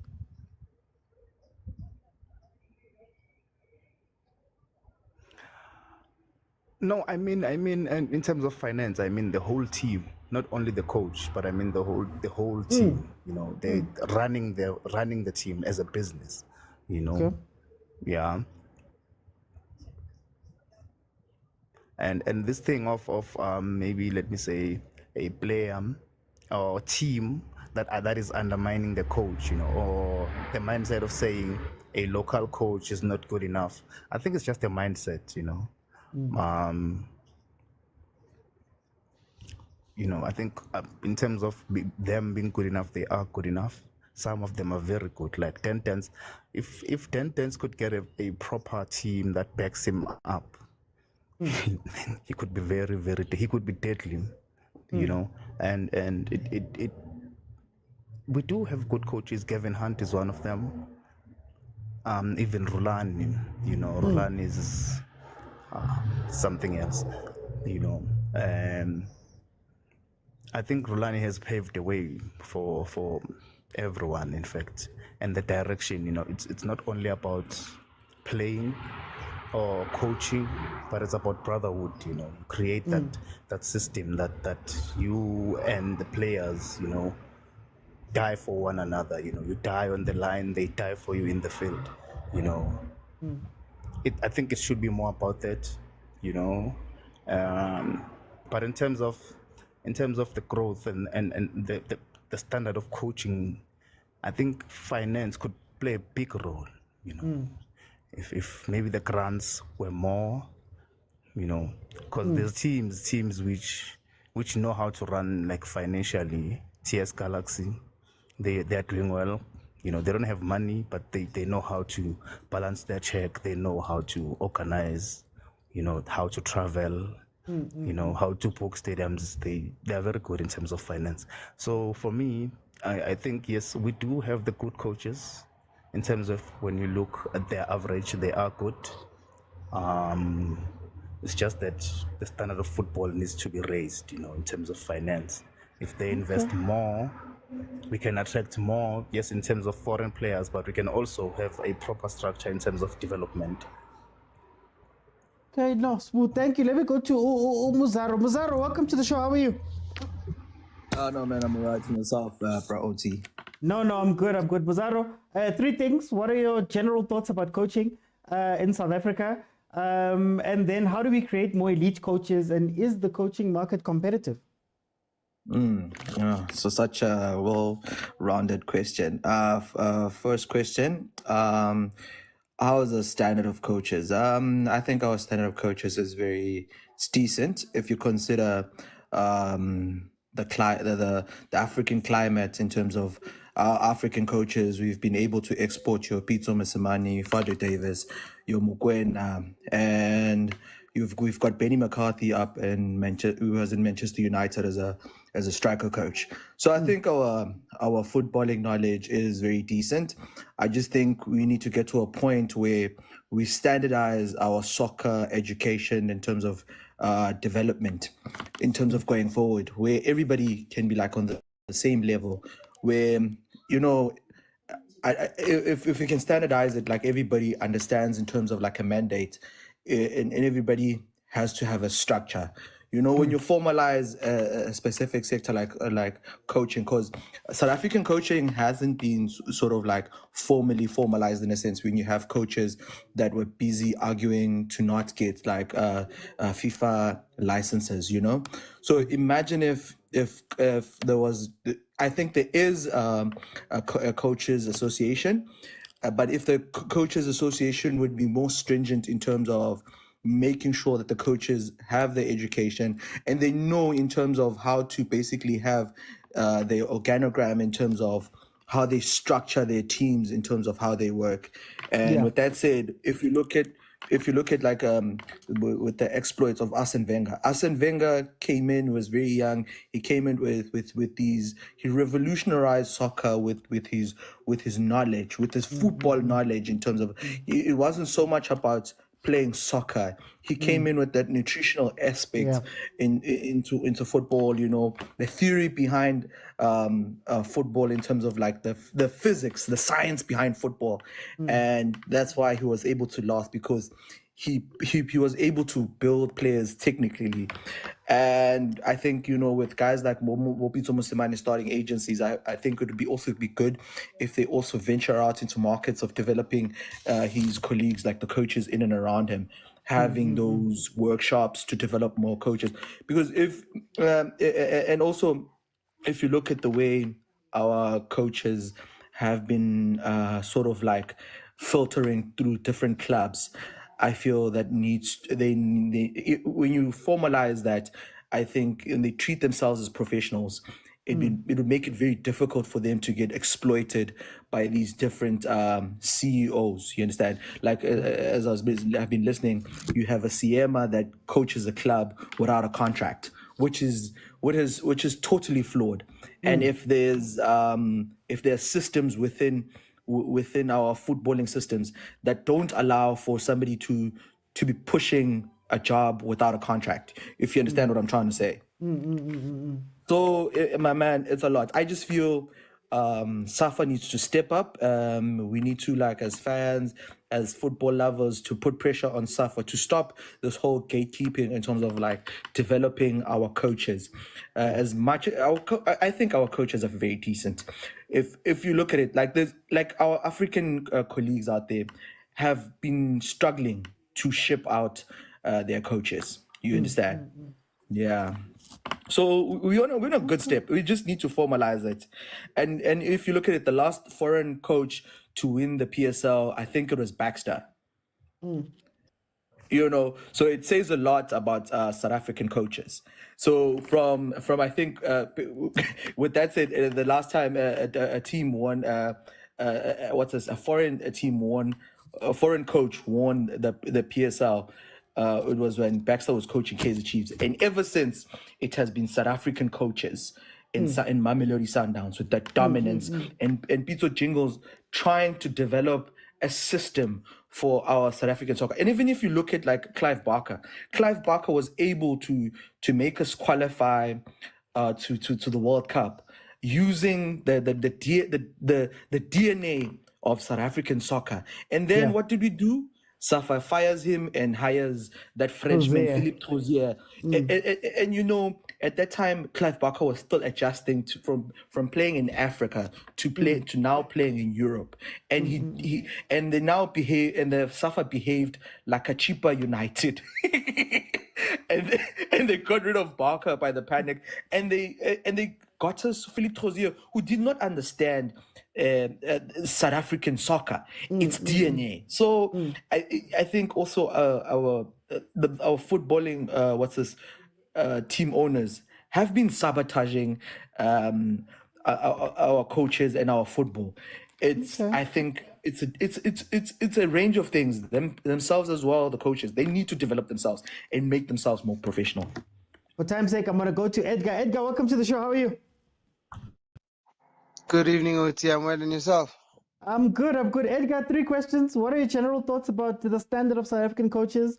Number 2, how do we create more elite coaches? And number 3, is our coaching market competitive? Firstly, disclaimer, quick one. I'm going to speak from a coach's point of view. Okay. I hope I don't get my head chowed. So, no problem. Firstly, our coaches' market is not as competitive as it could be, you know, because I'm going to play the devil's advocate. We've got colleagues who are not willing to take up coaching education. They simply don't believe in the evolution of football. They don't believe in football outside of their communities.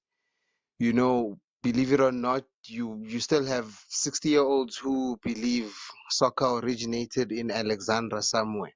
You know, such type of things. So at the same time, you've got coaches who are really keen on learning and developing and grasping new ways of improving their teams, because one thing about football, it is a performance based job.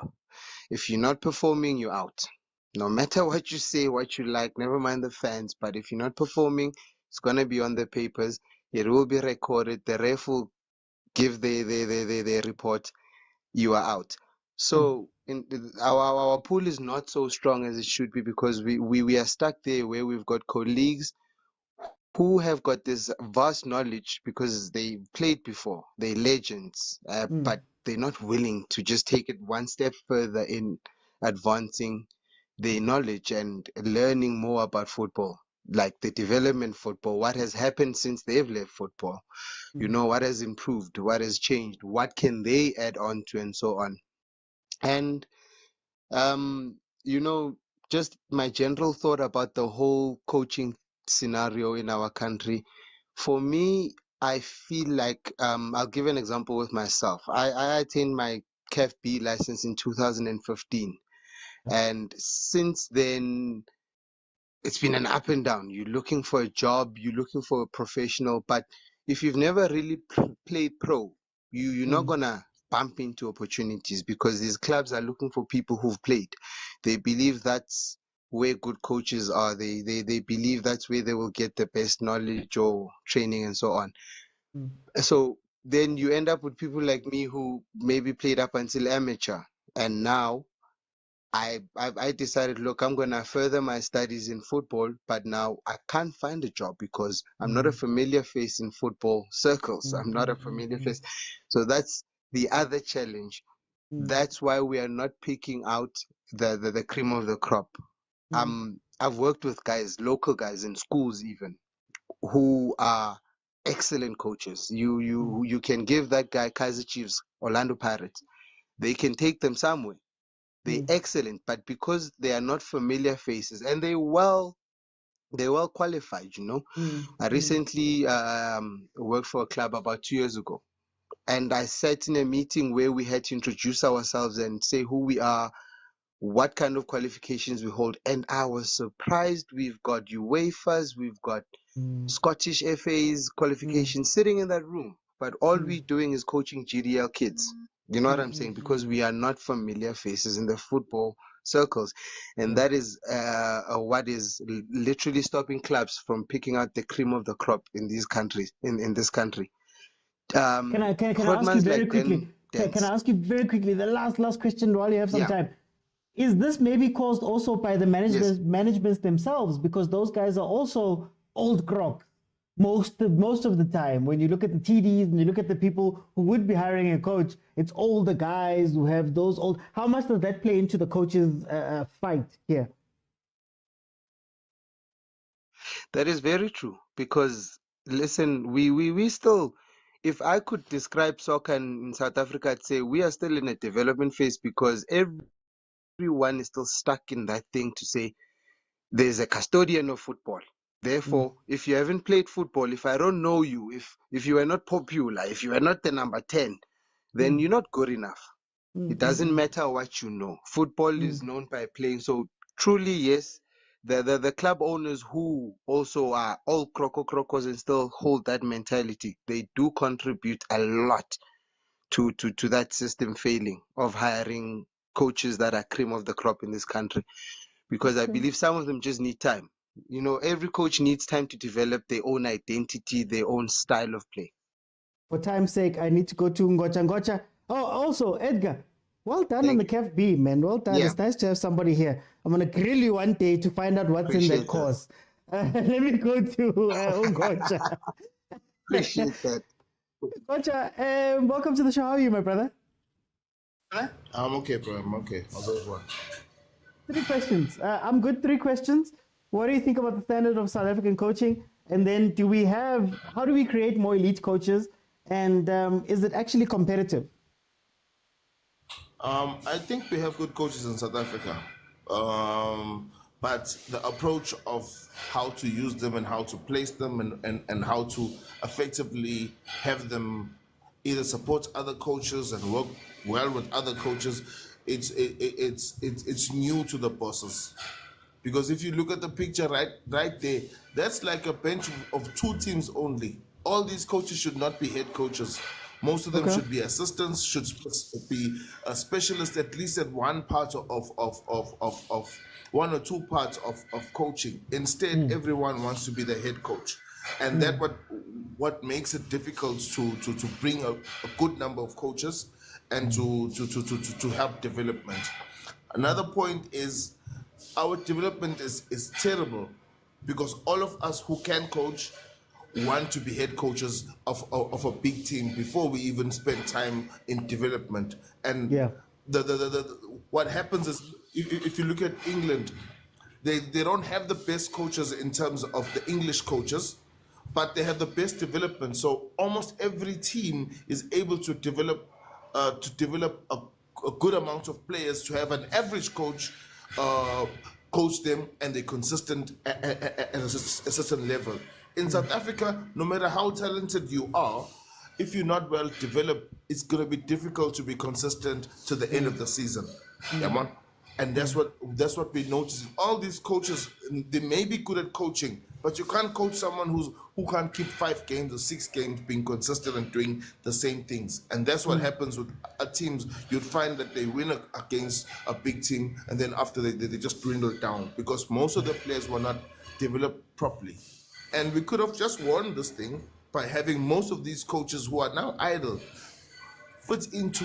strategically fit into development spaces of clubs by SAFA or by the clubs themselves, to have these coaches actually be a better part in developing players. And in future, the more they bring the coaches into the first team, they'll have 3 or 4 coaches who are very good, instead of having one Mangoba and assistants that are not known. And then the point that my brother mentioned now, the nepotism thing, is a problem, because you have to be this one's son. You have to be this. Someone has to vouch for you. Even though you have a CV that's strong, someone has to vouch for you. And once you go and coach in the white schools, they're carrying your qualification, you're gonna be outcast when it comes to the other idiski thing. Because as Kwazi, when township soccer is playing, we don't see this coach. Yeah, and even when coaching, even when developing, what other clubs and scouts look for. They look for how your team plays, the showboating and whatever, instead of looking at the tactics, which is the core of what you can do. So yes, we're in a good space, but we need the heads of SAFAs and clubs to just use the coaches better, because I think you've got the gems, but if you don't know how to make jewelry, they're just gonna look like stones, and that's what's happening with most coaches. Okay. Ngocha, I want to ask you something I asked earlier on. How much does fan perception come into how we feel about these coaches, or public perception or publicity? How much does that play into how we feel about coaches? How we feel about coaches comes with the result that they show.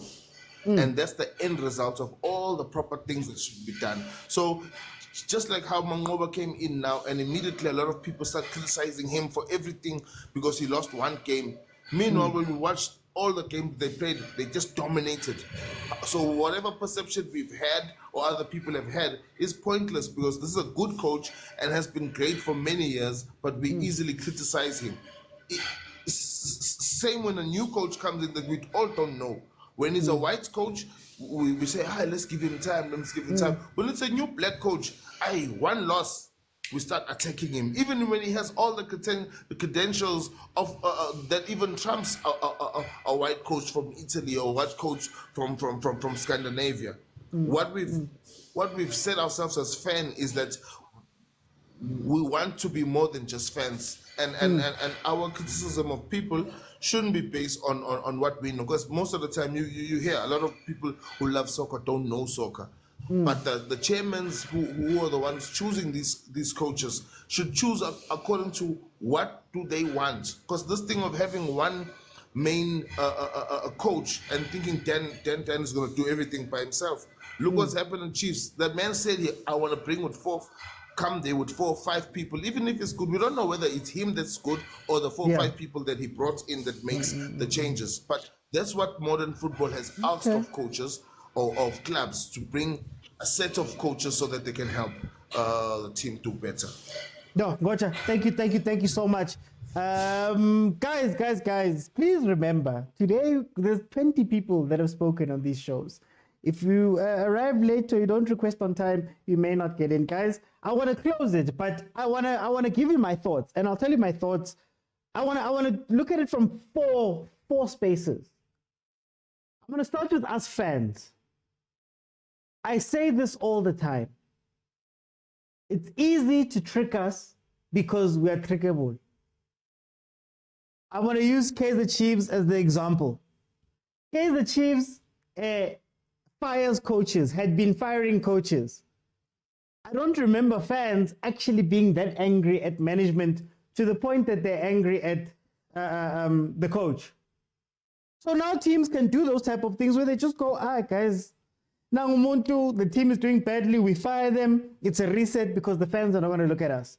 So Nati, we have to take responsibility in how we see these coaches. And another important thing about us fans is that we only get angry when it's loud. That's the problem.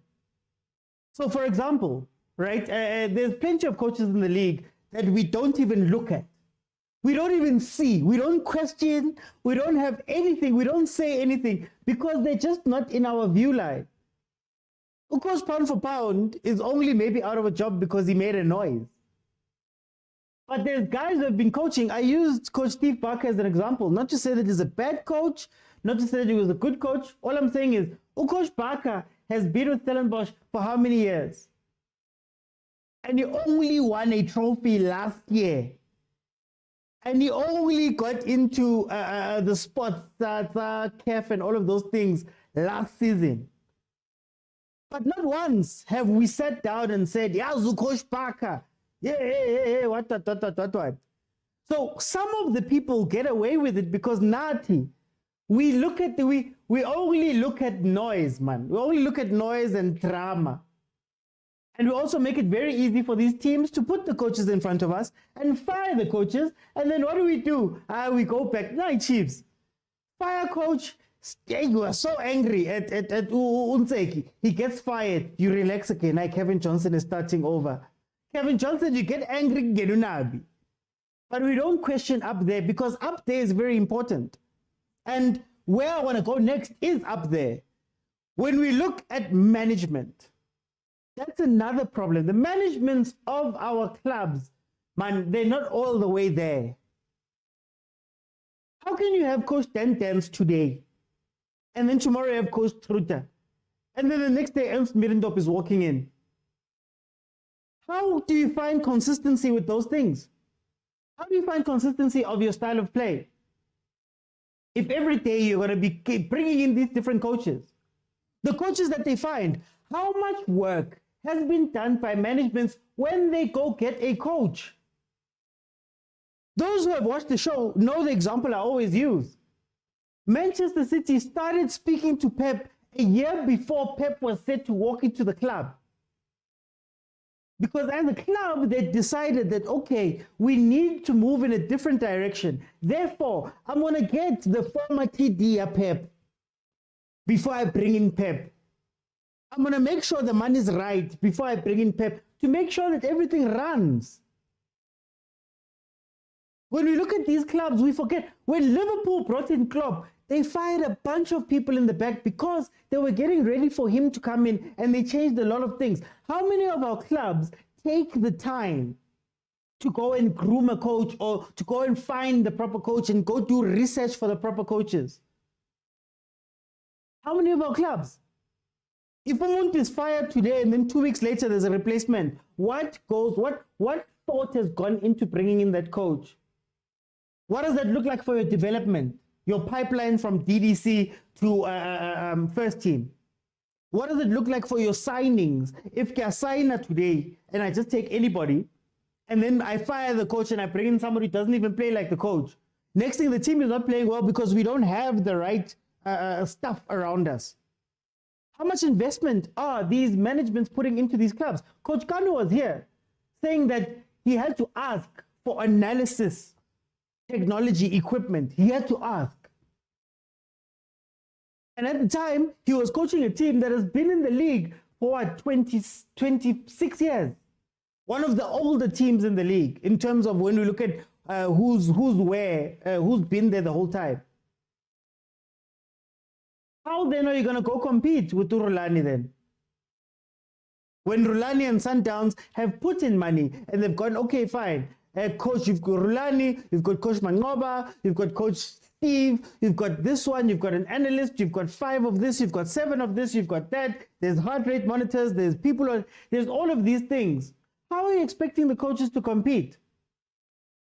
Another thing that management keeps doing as well is back your man. Fans didn't choose the coach. You chose him. So now when it gets rough, you need to stand behind him. Do you know why we don't make a noise about Kimang Paraka? We don't make a noise because Stellenbosch ownership has told us a long time ago that no, this is our guy. Niakala, nia complain and nenzani. This is our guy. Remember when Coach Pitso came in at Mamelodi Sundowns? When it was the first year and everybody was going crazy. Patrice Motsepe, Dr. Patrice Motsepe came out and said, you guys can cry, you can complain, you can do whatever. This is my guy. I'm done with changing coaches like socks. And the other part is that we know this because when Dan is at TS Galaxy, nobody's saying he's the most amazing coach. License. UEFA, what license? We need to upgrade the league. We need to do 1, 2, and 3, 4. Look at the record. And Dan has a trophy with TS Galaxy. But the owner wasn't behind backing them. Look at Chiefs management right now and how they are speaking about Nabi. They weren't speaking that way about Nteki or protecting him. They weren't speaking that way about Tshwane, about Gavin Hunt. So Nati, our managements as well are an issue. The last thing I want to speak about with management is also, guys, just like the coaches, it's the same people that are running these clubs. I'll give you an example. Royal AM. Remember what happened when John Maduka got fired? Who fired him? Sinkimnisi. Allegedly. Sinkimnisi fires him, they fight, they do whatever, they let him go. He's the CEO of Royal AM right now. He's back in a higher position. When we look at Abo, God rest his soul, Abo Prasted, when we look at all of the different people that actually run the teams in the background, it's the same people who will hire the same. Guys, we saw Cabo Zondo come into Royal AM. No disrespect to Coach Cabo Zondo. We saw him coming in. And managements are very important because they make the decisions to bring in players and coaches and all of those things. They're the big reason why we are seeing the same thing. Marumo Callens has Coach 10-10 on speed dial. It's getting tough. Instead of actually looking at themselves and saying, let's go get somebody else. Let's go do our work. Let's go fetch Uzbanbani. There's a coach that's promising. We'll speak about the talented guys. Remember the Tontol coach? Where's the Tontol coach right now? Everybody was saying, hey, Tontol, where is he right now? How many of them have come through the ranks? How many of them are actually making it to the PSL? And now it's even worse because the PSL coaches are coaching in the NFD now. Middendorp is in the NFD right now. Dance was in the NFD not so long ago. Coach Morgan and Mamila were in the NFD not so long ago. So which chances do we have to bring people in there? And who's to blame? It has to be the management. The buck stops with them. Then I want to speak about, before I get to coaches, I want to speak about representation. Representation is such an important thing in football. When Maufunugio's culture without having a contract, who is in your ear as your rep telling you, no, don't do that? There's no way. And we see this with players, we're seeing it with coaches. Who are the people advising them to say, Yazi, you coach 10-10s, Coach Siema, when you go and coach King Kukune, your contract is going to be airtight. We're going to make sure that if they fire you and do 1, 2, 3, 4, you're going to get compensated, or it's very hard to fire. Guys, Dylan Shepherd was apparently is apparently still at Kaizer Chiefs strictly because that contract is airtight. It's only now that they were able to move him to development. That probably cost Chiefs a lot. Why? Because his representation mattered. I was watching when Royal AM was going through what Royal AM was going through with Nurkovic, and they phoned his contract. They phoned his agent. And his agent didn't care for PSL clubs, didn't care for reputations, didn't care for relationships, didn't care for any of that stuff. He came in to do a job. Hi guys, not in the contract, man. It doesn't make sense. Please change it or else we're not doing it. Who are the guys? Who are the guys who are behind the coaches, who are advising them? Now, Baba coach, going into the coaches, can you please take yourself seriously? Please. If every team knows, Marumo Gallants knows that when I call Coach Tentens, he's going to come. Booting him Farenjani last time, what happened the previous time, how I screwed him over, how I did this, how I did that. He's going to come running. Do you know what's going to happen? That's where we're all going to put you. We're going to put you into that box. Hey, Gunzima, the coach that I really wanted is not working out, and I need a patching coach for now. Let's get him in because he's going to come. Hey, the coach that I wanted is a little bit too expensive. You know what? Let me call around. There's this one that will come in and take the job for now. And when I need to move him out, I'll be able to move him out very quickly. They need to take themselves seriously. Number one. Number two, can you please go and do your licenses and go and do your extra programs? Coach Pitso, you know, Coach Pitso always goes, Coach Pitso always speaks about the different courses and things that he goes to in order to make himself better. When you speak to Coach Pitso, a lot of the times you don't hear him speaking about, you know, the tactics or whatever. Now he's talking psychology. Now he's talking structure, team building, all of those things. Now he's sitting in courses with Boas and Wenger and all of those guys in order to make himself better. In order to make sure that, okay, fine, let me cover the other things. I've said plenty of times on the show that we have a lot of great coaches. We don't have a lot of managers. And maybe that's the issue. Maybe you need the guys who are going to go out and get the extra stuff and come in and actually move it forward, because Nabo, they're not creative. They're not bringing anything to the game. They're not changing anything. You know, we complain here, you know, when we speak here all the time, we complain about, oh, it's halftime, you haven't made this change. Oh, it's this, you haven't seen this. Oh, it's that, you haven't seen that. When are we going to see them get better at those type of things? And then number three, guys, if you don't care, like if you see that the big teams are not going to, there's no day where Pirates, let's be honest, there's no day where Orlando Pirates, Kaizer Chiefs, Mamelodi Sundowns, there's not a day when those teams are going to call Coach Tentens. There's no way. And there'll come a time where, Coach Tentens, you can't keep going to First Division, you can't keep going back to Marumo Gallants. Why don't you go overseas, man? Why don't you go to other leagues?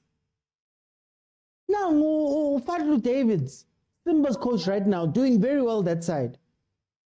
You see what Abo Zimbabwe did when they left the country. But yet our coaches confine themselves here, and then they wonder, oh, I'm waiting for Chiefs to call me one day. I'm waiting for Sundowns to call me one day. I don't be proactive and say, you know what, guys, let me go coach in Zambia for a little bit. Abo Middendorp do it all the time. Coach Middendorp left the country. How many times has Coach Middendorp left South Africa to go coach somewhere else? He was in Tanzania not so long ago. Whatever happened, he left. He was in Germany, in the 3rd division of Germany, came back. It's fine. Here will always, Marumo Gallants will always call you Coach Tentens. Why? Go try somewhere else. Go build your legend somewhere else. And it goes to the grander point here is that there's so much complacency within the league. So much complacency. The teams don't want to try anything new or get better. They're fine. As long as my team is in the PSL, it's cool. The coaches don't want to try anything new because they also know that, hey, 10 deep down, he also knows, who coached 10, he also knows that if something happens to me, my phone is going to ring tomorrow. Baraka got rid of him. 2 weeks later, he's got a job. Gallants will get rid of him. 2 weeks later, he'll have another job. So I think there's a lot of complacency within our league when it comes to these things. And sometimes, man, I just wish our coaches, even our players, even our managements could be just, be imaginative. Try something new. Change things.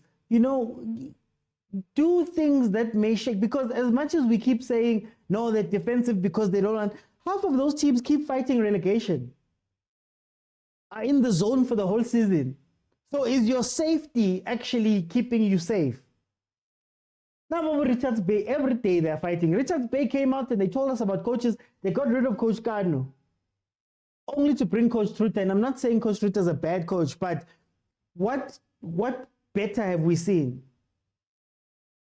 You know why Sundowns is where Sundowns is? It's because they take themselves seriously from the top all the way down. I'm going to take a South African coach and I'm going to trust them. And I understand that those South African coaches are trying to get better, but I'm going to give them resources. We're going to sign the players. We're going to do the deeds, the things that we need to do in order to make sure they're successful.